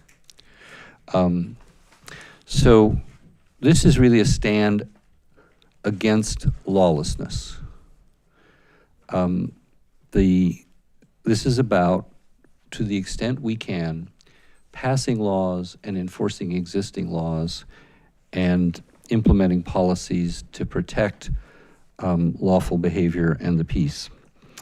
As my colleague Mr. Hampton just emphasized, without comprehensive immigration reform, we're not only going to have political turmoil, but we're going to continue to have millions of American residents living in fear and subject to economic exploitation as they have been for decades. So there's a lot more we can and should do. So let me address the concerns, which I heard clearly. I want to emphasize, starting with number 12, it begins, directs the city manager to work with the city attorney and police chief to meet with organizations currently engaged in lawful monitoring of immigrant enforcement to explore regular liaison and communication. So that's the preface. It's not to dictate what comes after. It's to create the context where there is what is, I think, not adequately happening enough now. Despite your efforts, Mayor, we still have a ways to go to develop regular, candid communication so that there is a level of trust. And people, a lot has been said about the police department tonight. I'm not going to address it directly, but I think direct communication between the police department and community representatives will clear the air on a number of things. And as my colleague, Mr. Madison, said, we could probably all do better going forward. So you stated the reason I offered this as an alternative. This is, by the way, I was seeking to go beyond Chicago and LA and you know, is there anything we can do that other people haven't thought of? And again, the press access is a valuable, it's protected by the First Amendment. And these are First Amendment rights as well. People have a right to observe law enforcement in a public space. But you're right that sometimes people have been killed because of that, right? That happened in Milwaukee. Someone seeking to lawfully observe ended up being killed. And we don't want that blood on the streets of Pasadena. So if there's anything we can do in collaboration and discussion with groups that are out there observing, did I say? I said Milwaukee, I'm sorry. Minneapolis, yes, thank you for correcting me. If in the productive discussion back and forth, a better idea or a different idea emerges, that's the point of item 12, is to set up the dialogue. And there is a lot that both sides of the current tension can learn to ameliorate those, I think, largely communication issues. On item 9, I agree that just simple disclosure, it probably doesn't go far enough. And so I'm not sure what the language should be. But I think the idea is we start with disclosure, which is what other cities have done, and we explore what are our possibilities to go beyond that.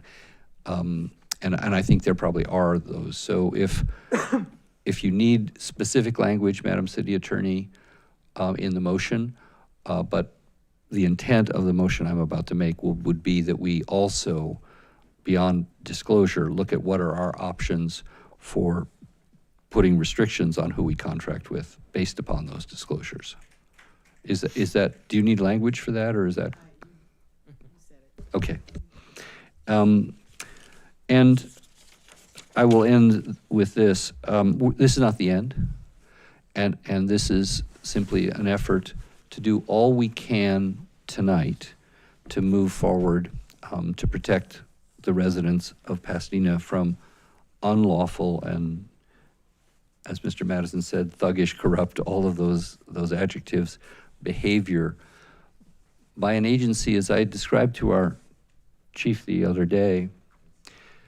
We're not dealing with a law enforcement partner. We are dealing with the equivalent of a sheriff's department in Mississippi in 1962, which collaborated in the murder of civil rights activists and ordinary citizens. That's who we're dealing with. And unlike a county sheriff's department in Mississippi, they have $65 billion behind them, which is frightening for all of our liberties, not just the people who are currently under threat. So with that, I move the resolution on behalf of the mayor and I and all of us and the community If there are additional amendments, I certainly am open to friendly suggestions. Mr. Cole, there were two changes that, just verbiage, that you and I discussed. On item 4, to evaluate, the first sentence, to evaluate a ban on any use of city property by civil immigration enforcement. Correct. entities. That's a typo. Yeah. And then the other one was item 11, directs the city manager working with the city attorney to develop suggested language. And that's a friendly amendment. Okay. And I would second that as long as we could suspend the use of flock until a full investigation is back. I think we should hear from the police chief, but I am open to a suspension, assuming under the contract we have the ability to do that. I think there are some questions that need to be answered. As long as it does. I think it's, that contract is separate from this policy, so people weren't aware that we were talking about this. You can ask staff to come back with a review and that kind of thing. Well, let's hear from the chief, but. We can bring it to public safety. We have policies already now, right? I mean, just on this sheet that we're looking at right now, standards of conduct regarding confidential restrictions of all city employees disclosing the personal information of residents and customers. We already have that as a policy. Is that not a policy? Right, but the chief addressed that. And Chief, did you want to address the issue of what you discovered, whether our information is being used or not? Yes, Mr. Mayor, thank you. And Councilmember Hampton, I fully understand the concern. We've done exhaustive review to determine that, make sure that we are abiding by the laws and the policies, and to ensure that our information is not being shared, certainly being shared in the context that we're describing here. So it's really important to understand that we are utilizing the equipment to the best of our ability in the way that it's meant to be used, and not in any nefarious way or any way that would otherwise compromise the city or the contract. It's really important to understand that we want to be fully transparent with all of the things that are going on with any of our equipment and technology. So my recommendation would be that we bring forward a report to you to determine to your satisfaction that we are indeed conducting ourselves in that manner, and we can do that forthwith.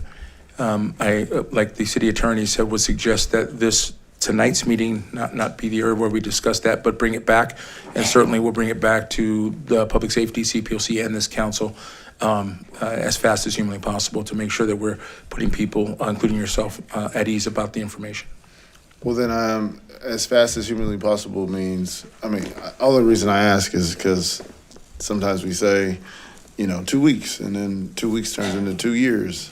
And well, then we can do it at the next public folks, safety meeting. Stewart and Han still on this board over here, right? So sometimes it takes a while. Not Han and Han, sorry, not Han and Han. Herbert Hahn, I apologize. One of the members, but yeah, but yeah. I don't anticipate that we would need to go beyond the next council meeting or the next public safety meeting, whichever is best and most suitable to get that information to you. Yeah. So when's the next public safety meeting? We have a regularly scheduled meeting on, I'd have to look it up, but it's the third Wednesday in March. Yeah, so. So by the third Wednesday in March? Without fail. Perfect. Thank you. Yeah, we have to be thoughtful about it. The key is the information not falling into the wrong hands, and I can't even believe I'm saying that about our own government, federal government, but it's what we're trying to prevent, because they're abusing information that they do receive. But the flock cameras, and just so everybody knows, flock are the traffic cameras. Flock is just a brand of one of the cameras, of the camera that we happen to have. But those cameras have also been used to capture some pretty heinous criminals and perpetrators of crime. And so I think we've I got to agree, be Mayor. thoughtful and surgical. And so let's have it come to public safety and crimes committed in our city and outside of our city. And so let's send it to public safety and ask for a thoughtful recommendation together with the chief. Thank you. Okay, I obviously, again, I want to thank Mr. Cole for working with me to produce this, and for taking on the bulk of the work. As someone who is an immigrant,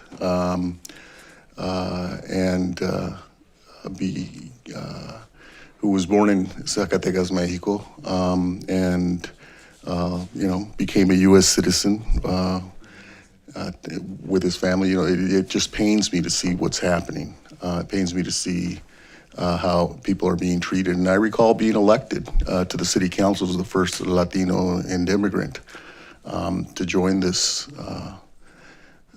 body and at this dais. And people would come in just like they did in my childhood and say, you're a wetback, you're an anchor baby. Some of those people have come back into this room now. And it was based, frankly, on the color of my skin, my last name, and because I was obviously a U.S. citizen. I was a naturalized U.S. citizen. I was a lawful immigrant before that, but some people chose to use that as an opportunity back in 2001. So, and even before that, we were bullied in school.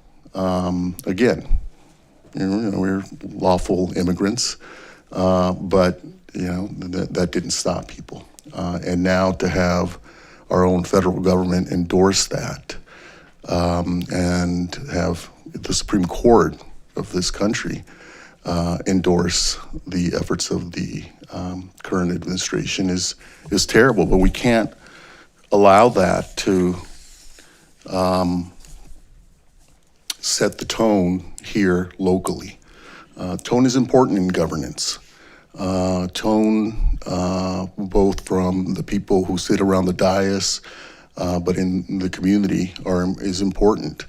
And I believe that, the efforts at the federal level are intended to set a tone that is divisive, that separates us, that pits our police officers and even members of this council and our community against one another.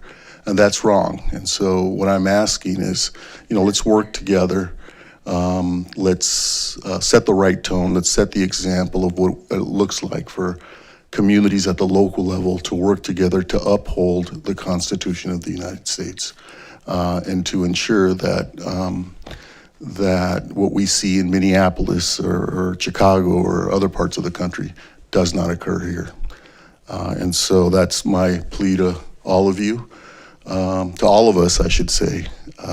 We need to remain united and work together towards peace and upholding the law and morality and ethics in our community.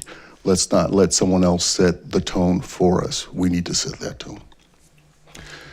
Okay, with that, we have a motion and a second.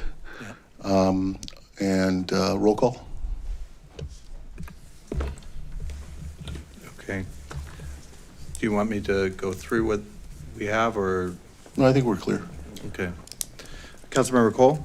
Yes. Councilmember Hampton? Yes. Councilmember Jones? Yes. Councilmember Lyon? Yes. Councilmember Madison? Yes. Councilmember Masuda? Yes. Vice Mayor Rivas? Yes. Mayor Gordo? Yes. Motion is unanimously approved. Thank you. Thank you, everyone. And by the way, I did not hide from my story when I ran for city council in 2001, and the people of District 5 at the time elected me. I did not hide my past. In fact, I made it known when I ran for mayor, long before these immigration raids started, and the people of this city elected me mayor. And so that tells you what kind of city we are fortunate to live in, and the people of this city. And so again, we can't allow someone else to tear that apart. And so I thank everyone for recommitting ourselves to working together, resetting the tone, and upholding the Constitution. Thank you. Okay, thank you, everyone. That concludes that matter. Public comment? Next, we'll turn to public comment for matters not on the agenda.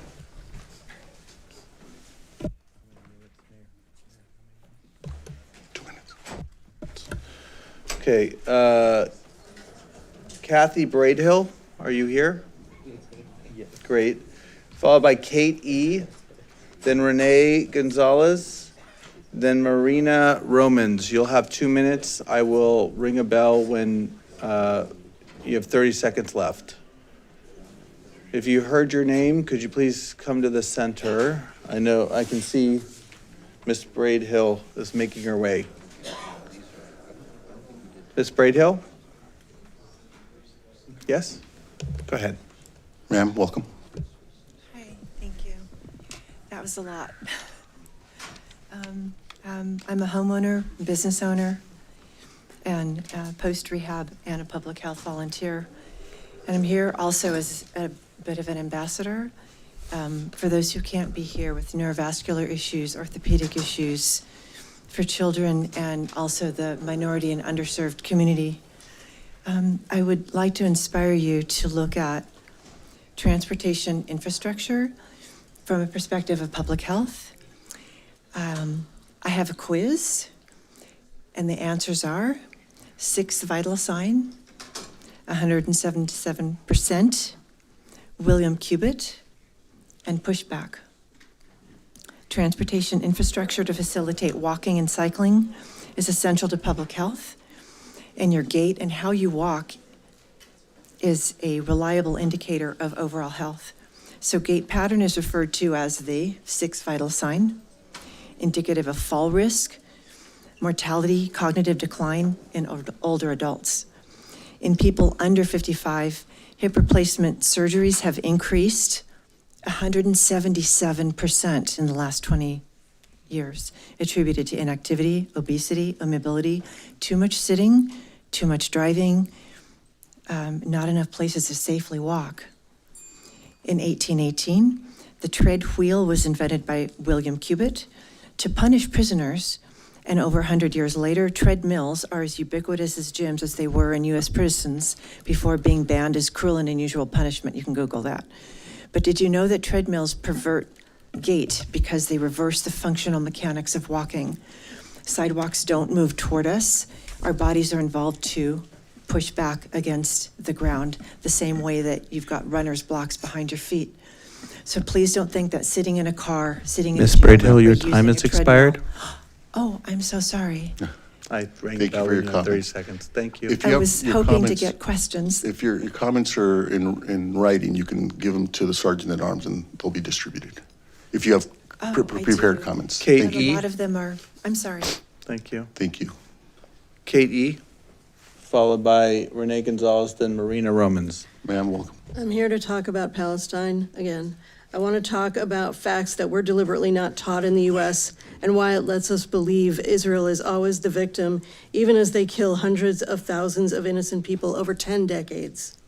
I was taught Israel arose in the wake of World War II, when in fact it was conceived in 1896, the brainchild of Hungarian white and Jewish supremacist Theodor Herzl.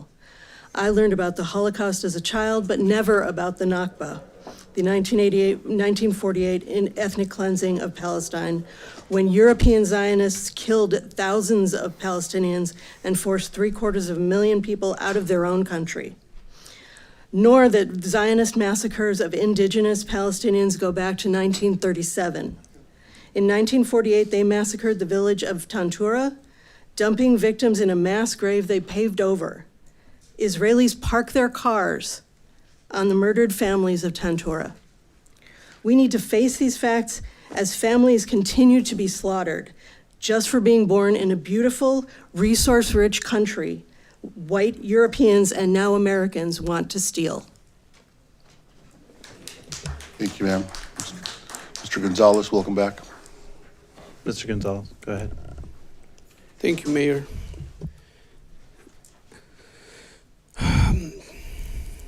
going back to my comment about Jesse James and Jesse Jackson. Jesse Jackson, sorry. Basically, the courage of one man can change the world. Just like the story of Hidalgo in Guanajuato, the story of a Catholic priest who was troubled by the actions that he was forced to do. And so there is nothing to worry about when you speak the truth, the whole truth and nothing but the truth. And I'm here not asking for you to assume that I'm here on trying to do good. You don't have to assume that. I'm here to do good. And so I'm open to a respectful dialogue about the Guanajuato process and how we can actually end it and finalize to put the first sister city affiliation of Mexico, Guanajuato, and finally show the fabric of this city. And so I will ask respectfully that an agenda item be considered soon so that we can all plan this official delegation, Pasadena delegation, together as the mayor state on the state of the city together. Thank you very much. Thank you, sir. Thank you. Marina Romans, followed by Henry Gibbons, then Les Hammer, then Dennis Hop. Good evening. Ms. Romans, welcome. My name is Marina Romans. I am a resident of Pasadena, and I'm here to speak on a micro issue, which is the preservation of the trees in Arroyo. But while I was listening to this evening's discussion, as an immigrant myself, I am very much aware of how the language that's used, the rhetoric that's used to malign those trees mirrors the rhetoric that's used to justify the removal of immigrants and, for example, poisoning the ground and pushing out natives. That's exactly the same language. But back to those trees, which are magnificent, healthy, and mature examples, we have actually, under eucalyptus trees, seen 4 species of native plants that are thriving. And if those trees are removed, those native plants will actually be crushed and destroyed. So that is one point. The other thing I wanted to say is that Arroyo is public land, and there has been no public notice of the tree removal. Notices have been posted in the last few weeks once it has already been decided, and there is no process in place to actually appeal. We as a public would like to appeal that decision. Thank you. Thank you, ma'am. Thank you. Henry Gibbons, are you here? No. Les Hammer, followed by Dennis Hop. Mr. Hop, are you here? Mr. Hammer's behind you. He's going to come up. And then Rob Mathia, then Lisa Quinn, then Courtney Wall. Mr. Hammer, welcome back. Les Hammer, Pasadena. I'd like to know who sets the time limit for public comment, the mayor or the council. A council meeting rarely starts before 6:30 because of executive session. Then we, your constituents, often get the bum's rush, like 90 seconds for a non-agenda item, 2 minutes for an agenda item at the last meeting. I think you often forget that public speaking is difficult for most people trying to compress their thoughts and express them in public and on live television, no less. So how about a compromise? 2 minutes for non-agenda items and 3 minutes for agenda items, or better yet, 3 minutes for everybody. If I'm not mistaken, the council gave speakers 3 minutes or more on item 14. And if you don't want to be here until midnight, and I understand that, then you might try picking up the pace of your deliberations. I mean, we sit here for 3 hours while your deliberations proceed sometimes at a rather glacial pace. So please, give speakers more time on all non-agenda and non-agenda items, and please be consistent. Thank you. Thank you, Mr. Hammer. Productive comments. It was 2 minutes on item 14. I confirmed with the clerk. Dennis Hop. Mr. Hop? Followed by Rob Mathia, then Lisa Quinn, then Courtney Wall. And just for the record, as to Mr. Hammer's comments, and I do think they're productive comments, but we do offer an opportunity for people to have more time at the end of the meeting. Our rules state that the first 20 minutes are for public comment, and we reduce the time. Amen. We offer to reduce the time so that more people can get in at the beginning of the meeting if they choose to, or allow the council to go through the agenda, and then they would be offered more time. Sir, welcome. Thank you, Mayor. Council members, thank you for being here. My esteem for you and your words tonight just soared. I was very impressed. I'm here tonight also to speak to the trees of the Arroyo. They have no voice, and would like to try to speak for them. And can I ask how many of you have actually seen those trees, council member? Raise your hand. 1, 2, 3. Yay, I'm really impressed. Thank you again. What I'd like to do is I have a solution, and that would be go with me Saturday morning and walk down to those trees, meet at the corner of California and Arroyo. It's a 3-minute walk. Bring your dog, bring your kids, bring a smile, and we can listen to the trees, the wind blowing through the leaves, and you can look at them and see how impressive they are. That, when the first people came here to Pasadena, they were just so turned on. They just said, Linda Vista, which means pretty view. Los Robles, the Oaks. The La Casita de Arroyo, the little house on the Arroyo, which is a historical place. So we have this Mediterranean climate that is spectacular. Look at today. And we have so much to be thankful for. And I think listening to your words tonight on really serious subjects, we need a place like the Arroyo to recreate, to smile. So thank you. See me on Saturday at 8:30, Sunday at 9. I'm going to lead this. I was an educator and I can talk a lot about the plants there. Thank you. Thank you. If you'll leave your information with the clerk so we can. He sent me a message, Okay. so I will distribute it to the council. So I unfortunately can't make it at those times, but maybe there's another time we can meet. I'll bring the coffee. Thank you. Rob Mathia, followed by Lisa Quinn.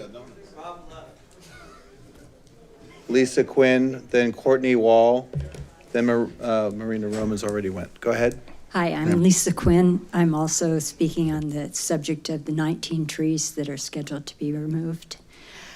When you're sitting here and you hear the number 19, it doesn't necessarily seem that huge. But when you go down into the Arroyo, I'm so glad that you have an offer of an expedition, and that some of you have already been down there. When you're down there and you see these magnificent, huge, mature trees, and then you start counting, it just seems like a huge, huge number. The eucalyptus, as I understand it, are being considered flammable, but there are over 700 species of eucalyptus, and the ones that are the most flammable are the ones that have the bark that strips off and then it falls to the ground and collects around the base of the tree. I was looking at several eucalyptus today that have white bark. They don't have the bark that strips off, and at the base of the tree, there were just a tiny smattering of leaves at the bottom. And then they were, as was mentioned, they had native plants growing around the bottom, flourishing. And then, if leaves were a problem or already. You have 30 seconds. 3 or 30? 30. Okay. That would be me if I did 3. Okay, I had a suggestion. Leave the mature trees and then continue to plant the the native trees, which some of them are not doing well. There are about 4 oaks this high that are dead. And in the meantime, we'll have all the benefits of the mature trees. There's plenty of space to plant native ones. And as the mature trees die, then they can be phased out of more native. Thank you. Thank you, ma'am. And Miss Quinn was my PE teacher. Wow. And I appreciate that because I'm telling you my motivation to walk down there and see those trees. I tell you. A plus for you. I wish you'd been my PE teacher. And Mr. Hampton, a fellow Viking, I want to point out. Mustang. Well, she worked at Washington when I was. Courtney Wall, are you here? No? Kenneth Compton? Great. Good evening. My name's Kenneth Compton. I'm a business owner here in Pasadena for the last 35 years, and I too would like to see the trees remain where they are, remain as they are, and just remain the beautiful part of the Lower Arroyo that they are today and in the future. There would be no reason to take them down if, in fact, they can plant more native trees and plants in the area. There's plenty of room for that. And it also retains the habitat of the great horned owls that are nesting currently in the Canary Pines. And that is their habitat. And that has been their habitat for at least the 3 years that I've been walking there daily. And they're thriving. The ecosystem is thriving. It doesn't need to be disrupted. I think it needs to be maintained and preserved the way it is. That's my viewpoint, and I thank you so much for this time. Thank you. Thank you, sir. Edmund Mandan. I'm going to call the last 4 names. Edmund Mandan, Jessica Richards, Humaira Afzal. I keep messing up. Sorry. Humaira Afzal. And then NG Chung. Ms. Afzal, welcome back. Okay, so if you take your phone and you do a search, Flock Transparency Portal, Pasadena, California.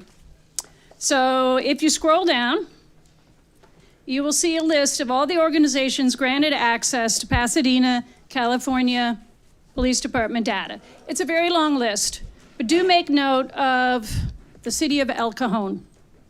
I'm going to read from an article from October 2025.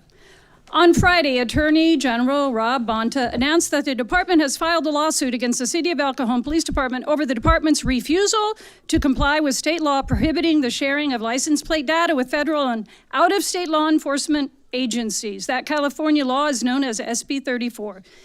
The San Diego County Superior Court filing demands that the El Cajon PD stop knowingly and repeatedly violating California law by sharing ALPR data with states, including its 26 states. I won't read them all, 26. Due to the data sharing design of ALPR systems intended to combat crimes like vehicle thefts across jurisdictions, one law enforcement agency sharing license plate data outside the state means practically all California automated license plate reader data is available across the country and is likely being utilized by the federal government for various purposes. That includes Pasadena's data. I advise that you not take the word of a company that is making massive profits by helping ICE hunt down people and kidnap them or worse on whether or not federal agents and bad actors in other states are getting access to Pasadena block data. It only takes one bad actor in any of this very long list of California agencies who have access to our flock data for that data to get to bad actors like ICE. Thank you. NG Chung? No? That completes public comment on matters. Yadi, sorry. Well, Jessica, you have to come forward. Sorry, I didn't. Ms. Richards, welcome. I didn't know you were here. Sorry. So go ahead. All right, I'm going to speak on 2 issues. One is to follow up on a question that was asked last time I was here about Zone 0, an item I've been very active in. The question was, what have other cities done related to Zone 0? And Chief Chad mentioned that the city of Glendale issued a memorandum, created a letter with a recommendation. I wanted to address, and that is absolutely accurate. The LA City Council actually moved to adopt on January 13th their own. May I interrupt you for 1 second, and we'll pause your time? The group that's leaving, who's been here to ask for an investment policy. ESG. Yeah, thank you, the ESG. That was originally slated to be heard on March 2nd and has now, because of the fullness of our agenda, to... April 13th. Thank you, April 13th. Moved from March 2nd. Correct. Thank you. If you'll let everyone know. Thank you. Okay, ma'am. Okay, thank you. So on January 13th, the LA City Council actually directed their fire department and city chief to draft their own regulation based on option 4 for plants and option 2 for trees. So it went farther than a letter of recommendation to the Board of Forestry, actually taking action, which I'm hoping that the city of Pasadena will do likewise. The second item I want to speak to is on the arroyo trees. I want to suggest a solution. I really applaud the one of go ahead and plant the native trees to go alongside. And that is to prevent situations like this. You can see there's a very concerned and upset public that there needs to be advance notice of healthy tree removal. Simply posting signs after the decision has been made is not adequate. So when we're talking about healthy tree removal, there needs to be signs posted inviting the public to participate in the UFAC proceeding, which most people were not aware was happening. And so now the problem is there's no opportunity for folks to really engage in a meaningful process. They went to UFAC. UFAC told them it's already been done. Go to City Council. City Council says UFAC made a decision. You see the problem. There's no process for people to engage in this conversation. In other areas, the city offers an appeal process. That is something that I think should be codified in our tree ordinance as well, because these issues do come up. I'm familiar with them. I have been an advocate on behalf of several trees for these types of issues. So this is a proactive measure that we can do moving forward to engage better with the public.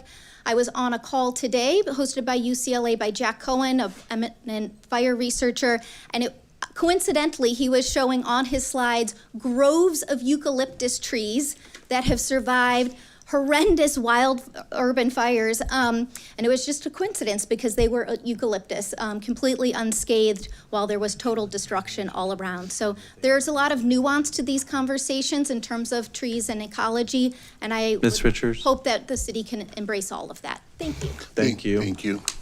The last speaker, is NG Chung here? No? Okay, the last speaker will be Yadi. She's participating virtually. Yadi, welcome. Hi, just thank you for that engaging discussion earlier this evening, and thank you to the staff on highlighting what other municipalities are doing to help us get off this chaos cruise that is wreaking havoc on our communities. It is long time to show that the Pasadena way is to protect our neighbors, protect due process, and of course, protect privacy. I am sincerely overjoyed and grateful that the city of Pasadena is embarking on this very important conversation about surveillance and if it aligns with our values, which is no, and that no, it does not jive with the Pasadena way. You are well aware of my stance on privacy and the broader implication it has on our civil liberties and quality of life, and I have confidence that you guys will do what's in your power to uphold civil liberties and protect the privacy of Pasadenans. Thank you. Thank you. Thank you. That completes the speaker cards that I have for this. Okay. Thank you. And so we'll turn next to the consent calendar. And I'll, entertain a sweet motion. Anyone? So moved. Mr. Cole and Mr. Masuda. Are there any objections? Item 4, I'd like to pull. Accept item 4. Mm-hmm.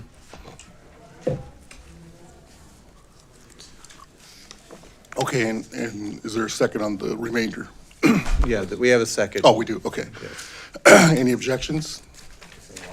Yeah. Seeing none, this matter is approved. Item 4. Give him some water, Mark. He Yeah, has Mark. water. You took my water. Man, it's over here. I can give him the Heimlich too. I will do that if necessary. Yeah. Excuse me. Mr. Hampton? For these items, I just wanted to see if there were any electric items, electric vehicle options. Trucks. The E-Transit? Their E-Transit? The E-Trans, is that what their E-Transit? Okay, This is- never mind. Yeah, these are Ford E-Transit cargo vans. So they're electric transit cargo vans. Mr. Veruzian, Avidian is here, he can confirm are these electric vehicles? Yes. E for Yes, they are. electric. E for For electric. Okay, perfect. That's motion to move approval. C for coal. C for coal, E for electric.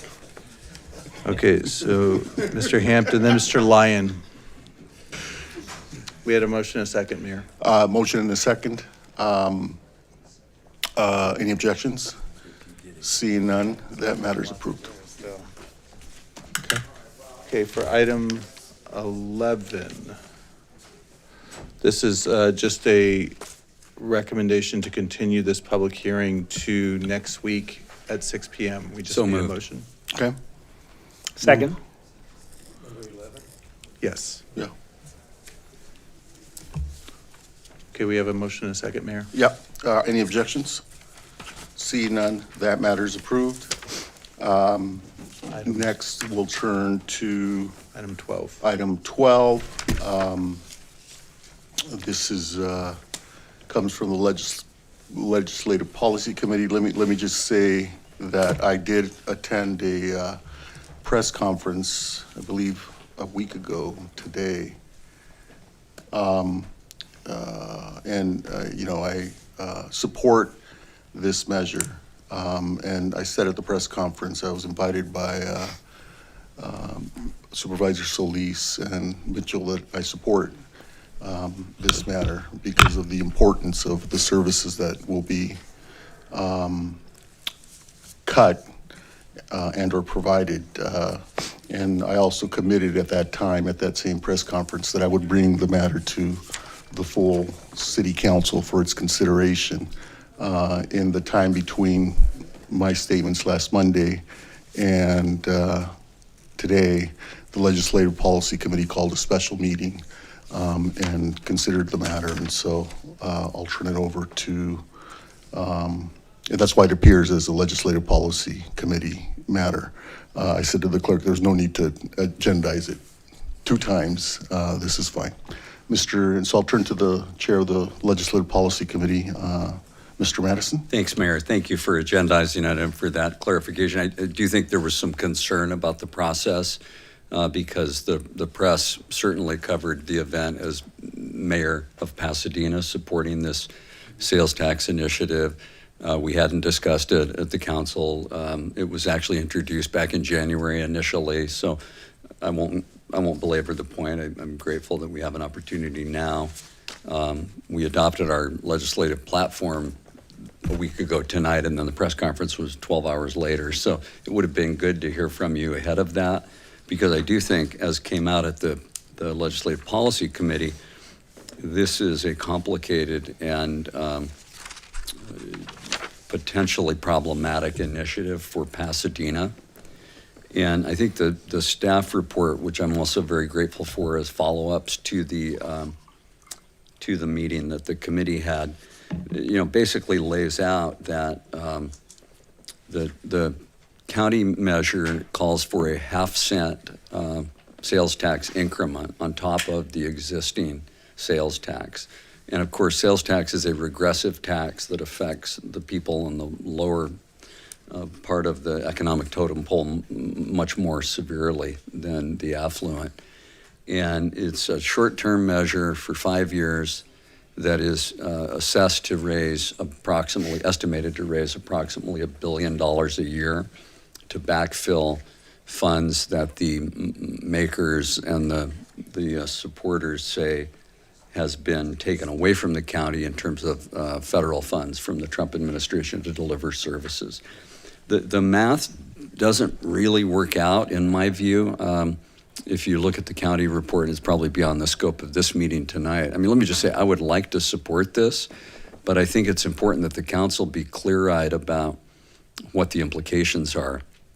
The math in the county report doesn't quite work out because they're talking, for example, about $450 million a year that have been taken away by the Trump administration, and yet the estimate for the revenue is over twice that, is $1 billion a year. Also, it assumes that those shortfalls would run for 5 years from adoption. I'm somewhat optimistic that even this calendar year, we may have a change in the House that will then result in more revenue for local government, including at least a restoration of what we're entitled to. You know, so I think that's an issue. It's not really clear what the city of Pasadena would receive from this. So the staff tells us, both at the committee and in this staff report tonight, that their best estimate, and we have data on that because we already have a local sales tax here in Pasadena, and just, it's not terribly clear, but on the page 3 of 3 of the staff report tonight, there's a breakdown of the Pasadena's current 10.5% sales tax. And by my calculation, the county's increment of that is currently 2.75%. And this would add a 0.5% to that and make it 3.25%. And of course, raise our sales tax to 11%. And so, you know, the staff estimates that for every 0.25%, and this is at page 2 of 2 of the staff report, for every 0.25% sales tax, just here in Pasadena, we would raise $11 million per 0.25%. And so the county initiative would then translate to twice that, and this is at the bottom of page 2, that the estimated revenue from Pasadena would be $22 million. So we would basically be sending an additional $22 million down to the County Hall of Administration for the next 5 years. And I think it's natural to ask, what would we get back?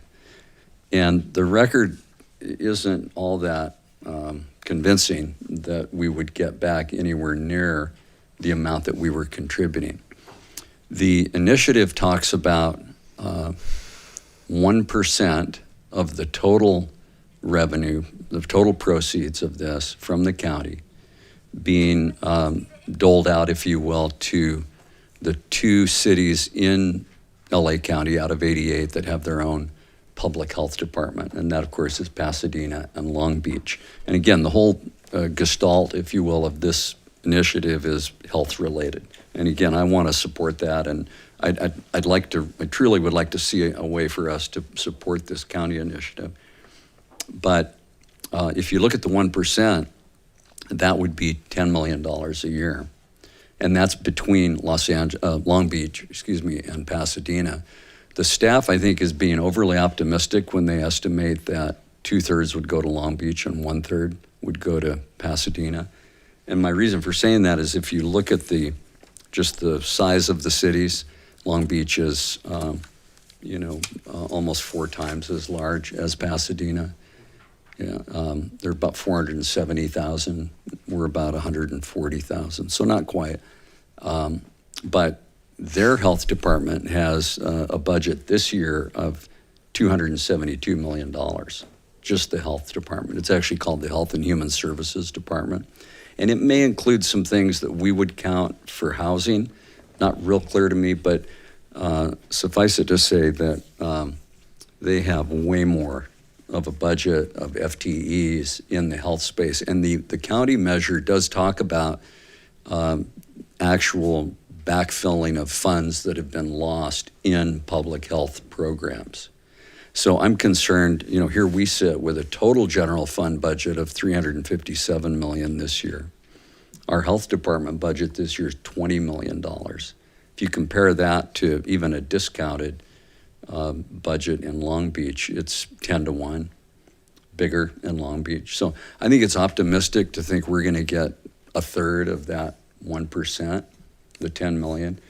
Probably it more likely is going to be a fifth, and that may even be optimistic given the numbers that I just quoted. So a fifth of $10 million is $2 million a year. So we'd be paying $22 million and getting back $2 million. Now, that may not be fair because our city does and should benefit from healthcare expenditures by the county beyond what our own public health department provides and then would be reimbursed for by the county. But that's very hard to assess.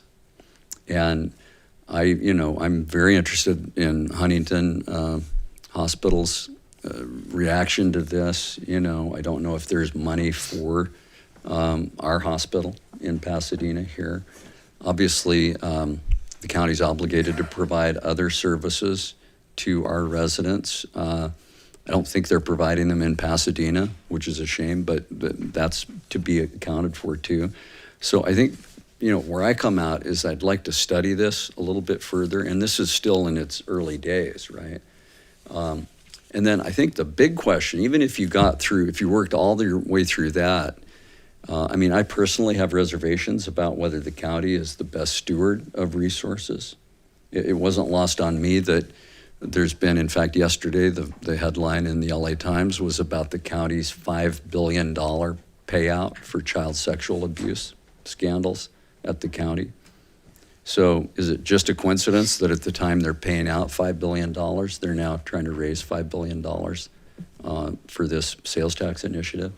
And obviously the stated purpose is not settlement of lawsuits or what have you, but dollars are fungible, And then, the way the county performed during the fires, other experiences we've had firsthand with the county in terms of being left at the altar with certain commitments related to health services. I just have lots of questions about that. But even if you work your way through that, this council at the retreat last fall discussed the headwinds that we are facing as a city, how we're going to address this budget deficit that we have, and the things that we need to do as a city to continue to provide the level of service to the residents that they expect and are deserving of.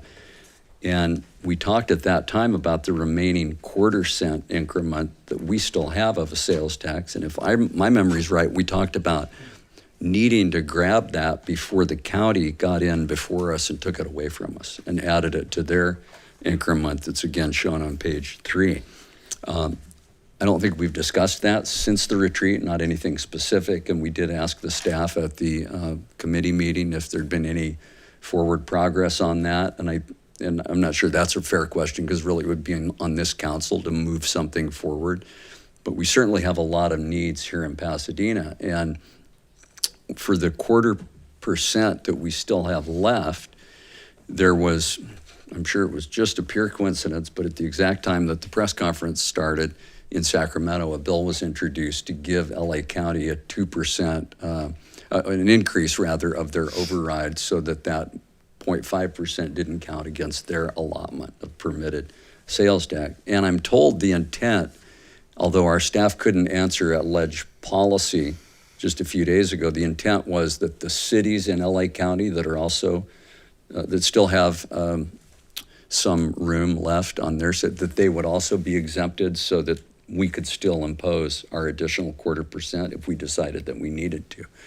So I think that's an important question that we really need to run to ground and monitor carefully in Sacramento. And even if that's true, then there is a limit, and especially for a regressive tax. I know that some of the members of the board even expressed concerns about some of the retail areas that might be affected, and whether there's just a limit to how much of a regressive sales tax we want to impose on the least of these in our community, because everybody pays sales tax. Our income taxes, other forms of taxes relate to the value of our assets or the income that we earn, and they are progressive. The rate is higher the higher you go. The more economic success you are fortunate to advantage yourself of, the more you pay. And that's as it should be, not that everybody pays, higher percentage for these services. So, if we were at 11%, would we then want to push it to 11 1/4? We're kind of in the middle of the pack, I guess, in the county. It seems like most of the cities are kind of, right where we are right now. So maybe it's a wash there, but I do think there's a limit. And so those are my thoughts. Unless I hear a persuasive argument, I'm not, prepared to support this tonight, but I hope that we can get there, and I think we should have some more hearings about it and also monitor the legislation in Sacramento. And I think, frankly, we do our residents more service if we conduct a serious analysis and deliberation around it, and then maybe run to ground our own plans if we have any, potentially, even if it's contingency planning or scenarios about whether we need that 1/4% and how important that is, what we think the economic impact will be in terms of our own ability to raise funds to address our headwinds and so forth. So those are some thoughts, Mayor, and again, grateful to have the conversation. Thank you. Helpful comments. I just want to clarify, the agenda item that was before us was the state and federal legislative platform, not the local platform. And so if that, I think that's what you're referring to, and this is considered a local. In terms of the budget in Long Beach, you're absolutely correct. It's a huge budget, but it's not an apples to apples comparison because it is two departments. They do operate clinics in Long Beach, standalone clinics as part of that operation. They also have a multi-service center that provides services to the homeless and to residents of Long Beach. The county does provide services in Pasadena, but it provides them mostly through contractors. For example, mental health services at the time, we took on the Kaiser project at Lake and Villa, which I'm hoping will be back soon for approval. At the time that we went forward with that, the county was spending $45 million for mental health services in and around our city through contractors. If I recall correctly, 19 contractors, like Pacific Clinics. But there was no clinic in Pasadena that provided two things. One, mental health services and health services. That was the point of going forward with the Kaiser project, was to recognize that there was a need for those services to be located at one place, and it was also intended to provide direct access, not through Pacific Clinics or other contractors that were already at capacity. The county spent $45 million at the time on mental health services, but budgeted $55 million. So $10 million was going unused because our contractors locally were at capacity. And so that's why we went forward with a partnership with the county to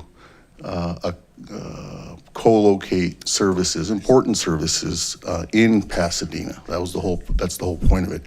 Now, we can quantify actually how many of these services, how many residents benefit from these services. It's one thing for us to say, okay, well, we can tax ourselves and maybe provide some of these services, but even at $22 million, I don't think that would staff one clinic, and wouldn't go very far at $22 million. And so when I look at the services, the number of kids through our school district and the number of families that are under the level of poverty and rely on these services in Pasadena. I think we estimated over close to 30,000 It's about residents. 27,000. Yeah. Yeah. That would certainly qualify for services, and services are provided in concert with in partnership with the county, Department of Health Services, Department of Mental Health Services, the hospital, importantly, Huntington Hospital, and the school district. And so when I see these drastic cuts, and I think of the number of families that would lose health services, mental health services, and that's just the beginning. I mean, there are other services that are going to be cut, and that's just in this one bill. The scary scenario is that there may be more cuts coming, and like you, I'm hoping that that people exercise their right to vote, and that we have a different tone in certainly administration, or some more checks and Congress that provides more checks and balances. But I'm going to continue to advocate, whether for those services to be protected. This is not unlike the 710 freeway, for example, when the city council's position, if I recall correctly, was to support the 710. And many of us took the position, no, that may be the adopted policy of the city, but as individual council members, including our mayor at the time, and you and I, Mr. Madison, and so many others, I don't know about Mr.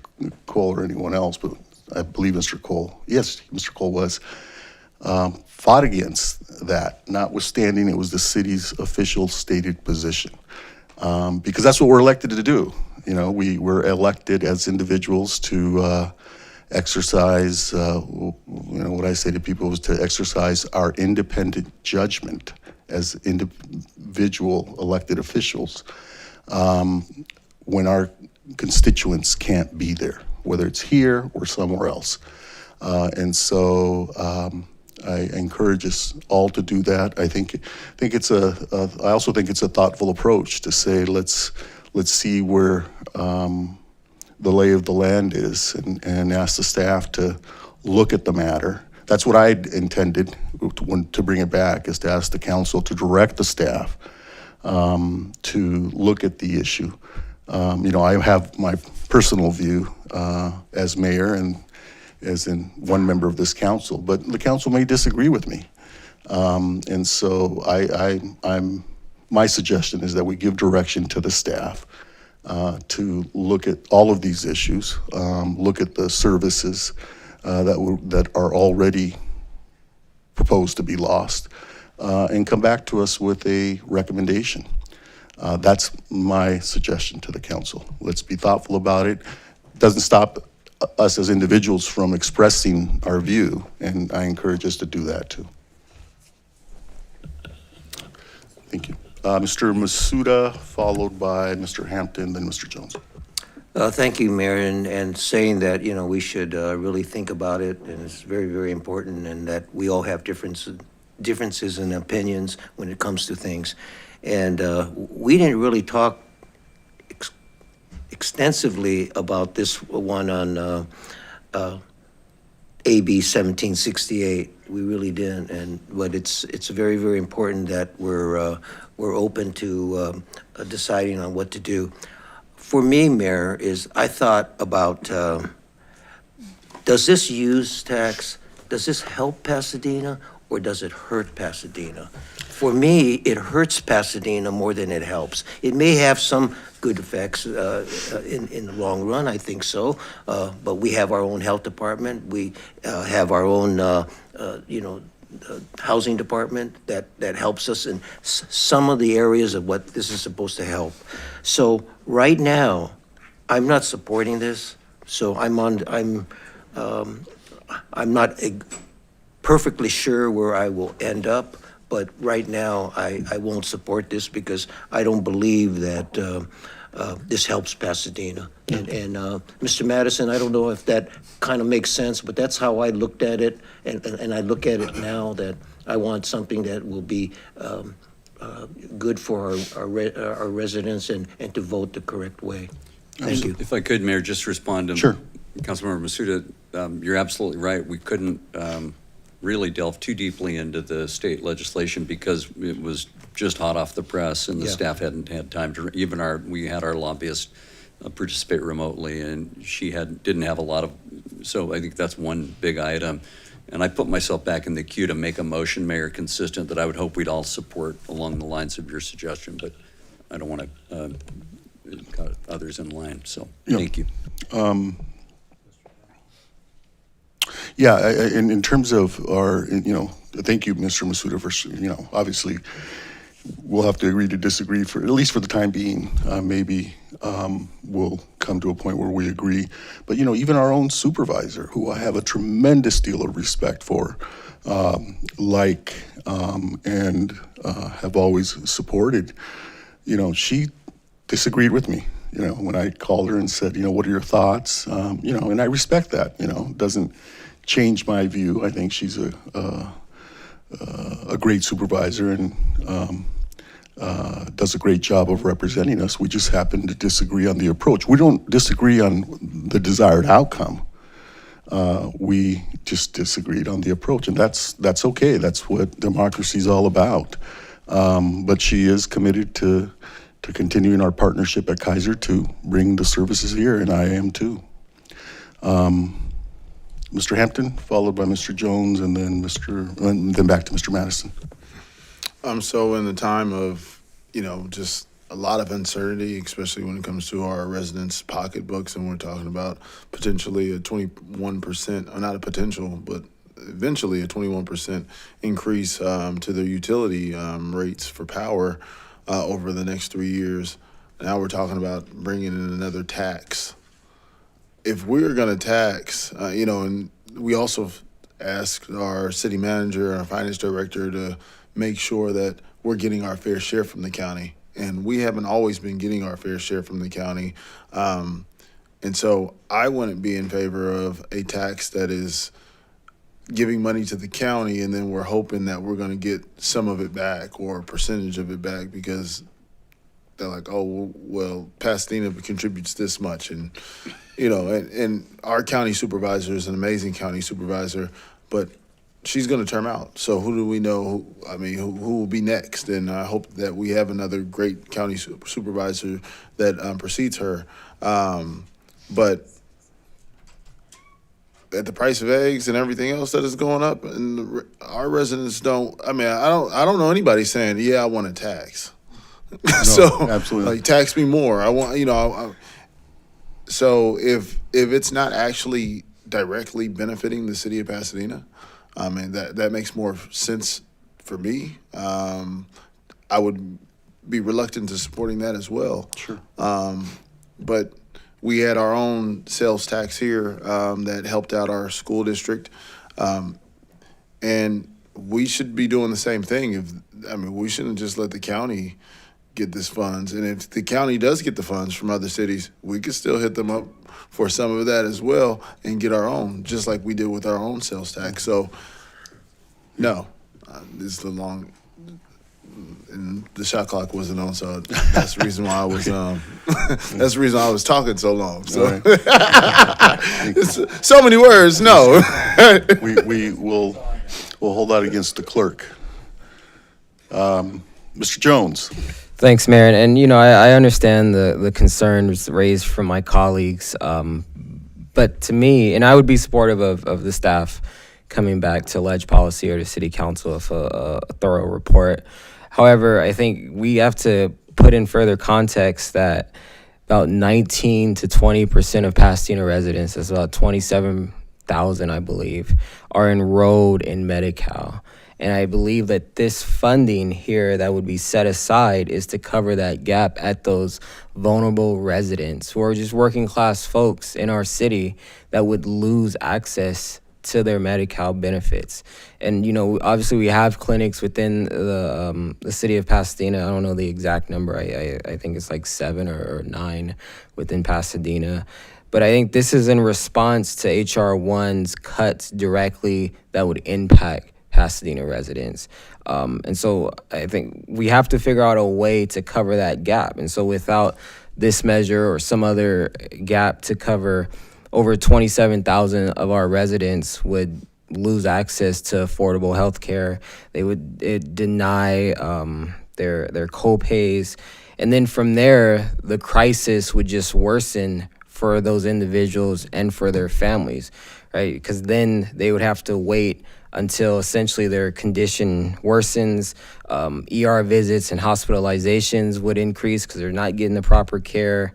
And then that just drives up, at the end, that drives up public spending because of worsening health outcomes.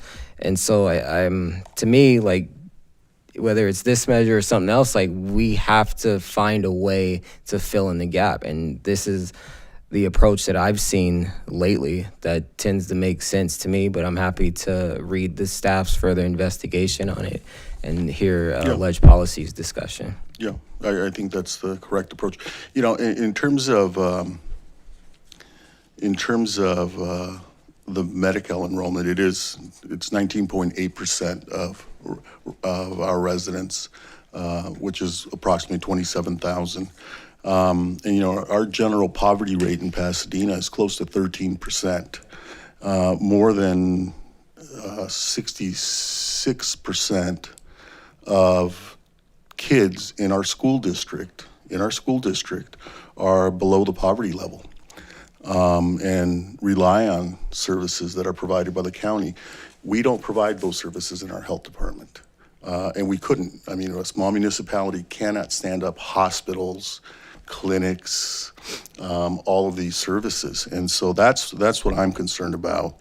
We're talking about 1 in 5 people in the city, in our city, not even beginning to talk about Altadena or surrounding communities and how many people need those services.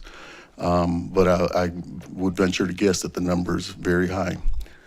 Mr. Jones. And I mean, yeah, Marion, your point's well taken. And to add to that, I mean, we just had the SNAP crisis where I think it was 1 in 8 Pasadena residents, and I'm pretty sure that a lot of those folks are overlapping. So they've already went through the struggle of the federal government shutdown and being concerned about their SNAP benefits being delayed.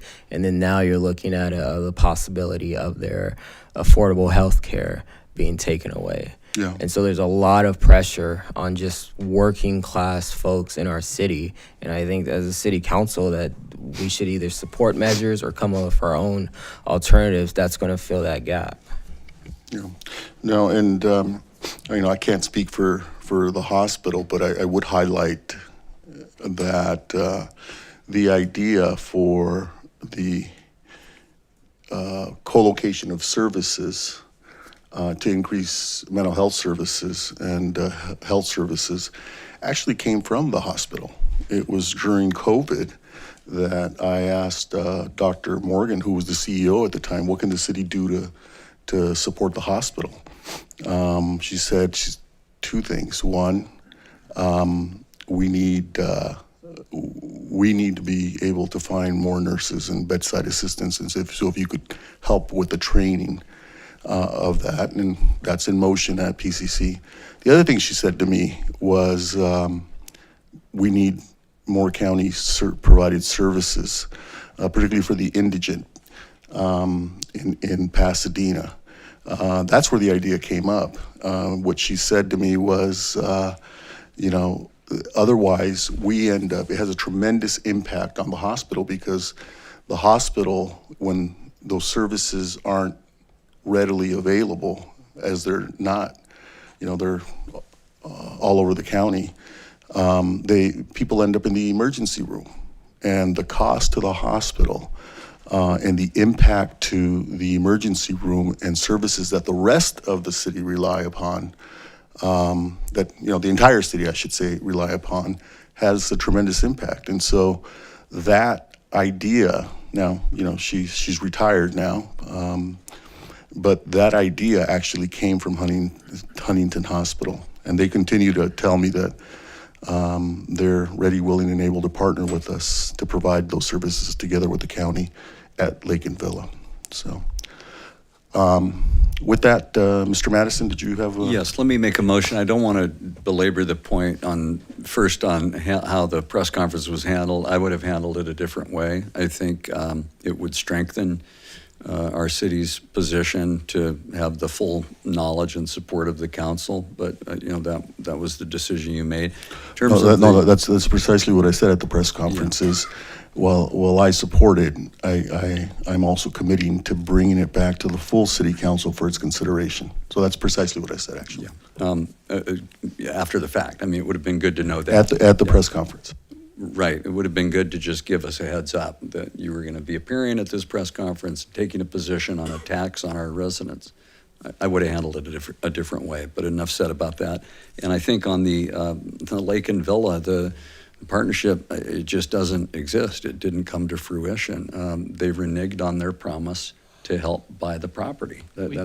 We've litigated this. No, I'm not litigating it, but I can't sit here and allow a record that's inaccurate. I mean, I tried to get in and out and move on to the merits here, but it's just they had an opportunity to have a partnership and they walked it back.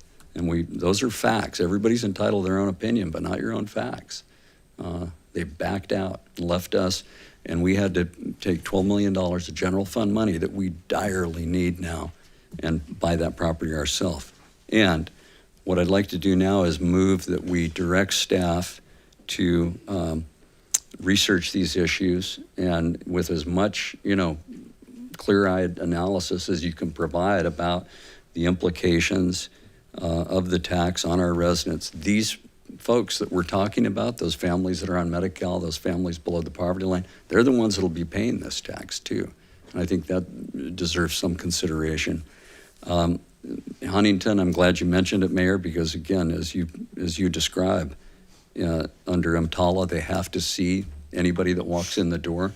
What's the source of funds for them then in this proposal? If our residents are paying, will some of that be coming back to them? The state legislation obviously needs to be, more carefully studied, and we need assurance that it either is or isn't going to open that, preserve that increment that we still have left.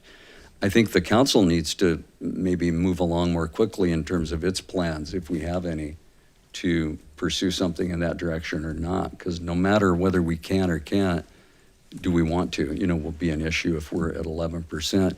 And then I would add to that too, just what are the guardrails if the federal budget does shift again next year, but we're now committed to paying another, sales taxing over $22 million a year from our residents going downtown, and they don't have the same exigency. What are the provisions then of this? How much assurance can we get from the county that then we won't just be kept at the same level, but we'll get more of those funds back after the emergency that the motion is based on. And I'd be willing to have this at alleged policy. I think our next meeting is next week, and that's going to be tough, I would imagine, for staff to do all this, especially, I can't recall if this Friday is a work Friday or not for the staff, but in any event, Mr. City Manager, just for the motion, when would you be able to come back to that? And I don't know, Mayor, if the council wants to go back to ledge policy or would rather come right back here, whatever, the pleasure of the council is on that. I'm okay either way. I mean, we come right back here, given, there is an election, and I think the state It's the June ballot, right, Mayor? Yeah, so that's an important point too. It might be better to just come back here, and if we can support it. And I'm sincere, I would really like to see us find a way to support it once we have these assurances, and then we can tell our residents in good faith that we've scrubbed it and we're good with it. And usually they listen to us on those recommendations, so. Yeah. The clerk informs me that April 13th would probably be the soonest. Now that's in terms of agendas. And in terms of the agendas that you have coming forward, there are very big items that are impacting your agenda. March 30th is the 7:10 session. there's just a number of items that are from here till April 13th. So that's the only reason why I throw out that date. April 6th is canceled, so April 13th would be the next available date, that, unless you wanted to just have a longer session of meeting. The 6th is canceled because it's the Easter break that we don't normally take at that beginning of the, that's a routine date that we cancel. And is that timely in terms of, getting the word out for I mean, June election? ballots will not go out until the beginning of May. So you will have taken a position, I guess, prior to ballots going out. So if that's considered timely, I think so. Have you been asked if I can ask Mayor to sign a ballot statement or anything like that? Because I think it'd be better to have the full support of the council behind you. I have not been asked. Okay. Yeah. And I don't know when those would go out either. If you know. Sorry for the pop quiz, Mark. I'd have to look. I think those would be due in mid-March. Yeah, that's not. Probably not feasible. That's not part of that. Okay, well, should we think in those terms then of April 13? Yeah, but I want to make clear, yeah, let's do that if the staff can get it done. I just want to make clear that, the city's position is different than my independent position. And so while I've not been asked, I would certainly consider if asked. As an individual elected official. There's always language to the, titles are for identification purposes only. We do that all the time. And I would certainly be, if asked, I would certainly continue that tradition. Again, in terms of the sales tax, it's while it doesn't apply to groceries, I recognize that that there's an impact, and so again, that's why I think it's important for the full council to consider it, and that's what I stated then, and it's what I state now, that it is important to do that, and so we'll bring it back here. So that'll be the motion, then, Yeah. to come back April 13. And if I may chime in, we'll do our best to gather the information. Some of the limitations we're going to face is this is, really the outcome of what the so-called One Big Beautiful Bill, right, which took about $1 trillion out of federal healthcare support. And, that federal healthcare $1 trillion goes to states, then from states goes to counties, and then they provide, in California, indigent healthcare. It's endlessly complicated. We're still trying to get our arms around what it really means. But the reason I raise that is to say it's not information we have that we can compile. It's information we're going to have to talk to the county about, to the state about, and try to get our best assessment for you of how it would impact our residents. But it's clear that the county is going to lose hundreds and hundreds of millions of dollars, and there will be tremendous layoffs, and it'll impact our residents in that. Those who rely on support for indigent healthcare in Pasadena are going to see those level of services reduced significantly. So one thing I want to note is, this is all to fund tax cuts that were part of the Big Beautiful Bill. And there is an aspect of it to say, yet the very people, in the local community, it's not a tax to get more services. It would be a tax to try and reduce the level of cuts that are coming our way. Just all to remember, but it's going to be very complicated. We will do our level best to come back, I think, April 13th with whatever we can learn. And by that time, I think the state bill will have some amendments to it, and we can bring more information about that bill. As you noted, was just, newly minted and when you met last Wednesday. And, in terms of, since it's come up, the Lake Villa partnership. I know we're in active negotiations, but when is that expected to come back to the council? I just want to make sure people are aware, because it's been a very transparent process. I think the timeline that staff put together showed it's come to council 18, 19 times, either in closed or open session. And so I want to make sure people have the opportunity to weigh in. So if we could maybe try and bring some clarity to that, so. The city council did authorize an exclusive negotiating agreement, so we are exclusively negotiating with one developer, and I think we can bring back a report on April 13th as to how those negotiations are proceeding. Great. The other data point, if I could, is I think, do we still have our meeting with the supervisor in mid-March? Yes. It might be March helpful to 18th. tee this up, because I will say, even though she voted no, she's against the concept. I think she did then vote yes in terms of how it was put on the ballot, if my recollection is correct. That, in other words, I think she still realizes there are implications for her district and the residents of the entire county. And so it might be good if, you know, I don't want to do anything counterproductive, but if there's a way to get a report from her about the thing. And some of these questions, like what are the guardrails if we can flip the budget back to normal next year? Now we've got $5 billion heading downtown. How do we guarantee or assure ourselves that we'll get our fair share of that? You know? I should note that the One Big Beautiful Bill took the $1 trillion out from 2025 to 2034. So you'd have to get a change in Congress and a new law. That's what I'm talking about. That's the part where I'm saying it gets endlessly Yeah. complicated.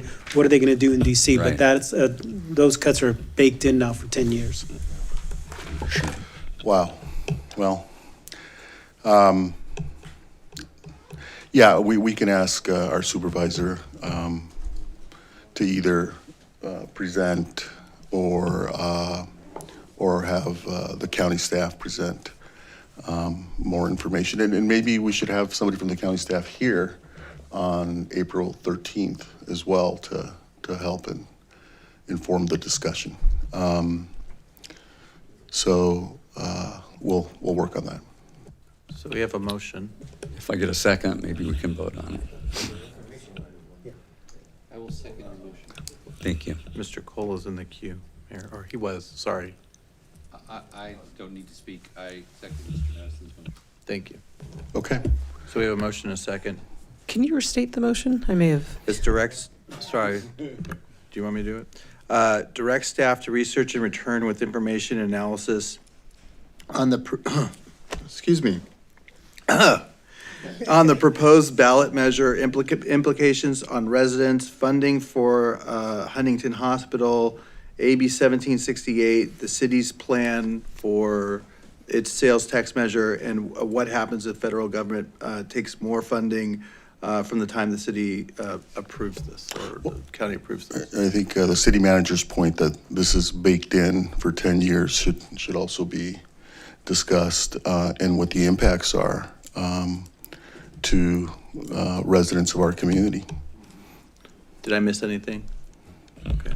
Yeah, and And I'm it's fine with coming that, back Mayor. I on- would just note that as the Supreme Court finally grew some courage and ruled the right way on the tariffs, everything this guy does can be undone. You mean follow the law? Yeah, exactly. With this to come back on April 13th. Yeah. Do you want to do it? Okay. Yeah, are there any objections to the motion? No? This is for information. Yeah, Just but to we're be giving clear, direction this is not- for a future, essentially for a future agenda item. It's a future agenda item. But with more information for our Yeah. Yes. residents to understand. Yeah. Okay. Yeah, for our residents to understand the impacts and be able to weigh it. You know, that's been the intent all along, and that gets us there. Okay. Item 13, Item 13. this is Councilmember Jones once, Mayor. Mr. Jones. Thanks, Mayor, and I'll be quick. So this item is really just to set the public hearing for the electric rate adjustments. We've had about 6 meetings at MSC discussing the topic. We did pause some of the discussions because we wanted some legal guidance on Prop 26, and then we've sought out that legal guidance, and then we returned back to MSC.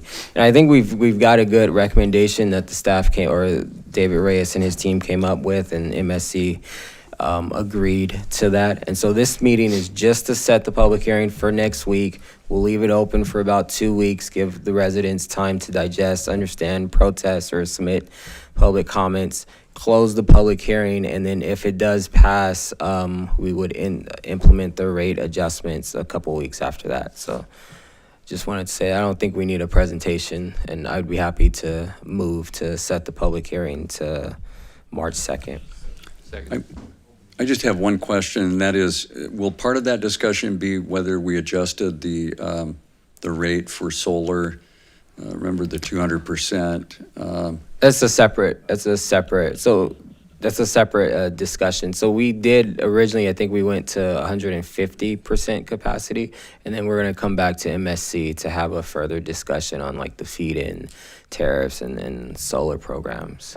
Okay. Yeah.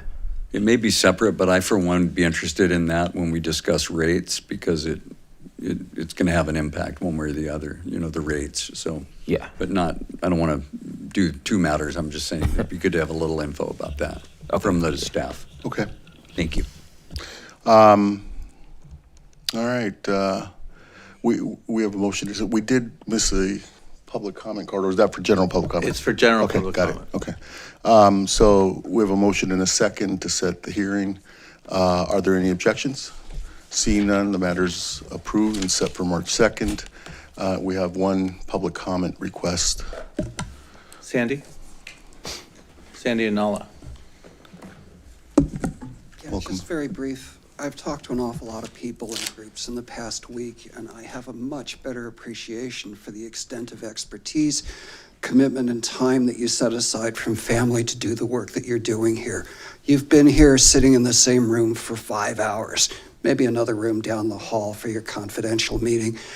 On one item alone, I just read 140 pages of mandamus petition for, items A and B in your secret agenda. And my head Closed session. Just about exploding. All I wanted to say was really, there's a very, very old curse. May you live in interesting times, and we live in increasingly interesting times. But there's also a 13th century philosopher, Rumi, who said, this too will pass. So let's hope it passes relatively quickly. And in the interim, I just wanted to say thank you to each and every member of the council, the city councilor, the city clerk, and every member of staff and department that has hung out for this long. You do a remarkable job, and I personally very much appreciate it. My last comment is I heard not a word about what's happening with the city manager, but he has a family to take care of, and I hope that you can move that process along. I don't want to lose him. I would tie him down with a chain to keep him here because he's so valuable. You're hired. He knows the city. But let's make sure that we take care of him and his family. Thank you. Thank you, Sandy, for your comments. That completes public comment on matters not on the agenda. Okay. Yeah. With that,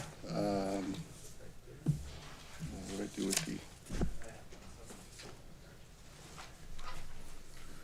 And thank you for the kind comments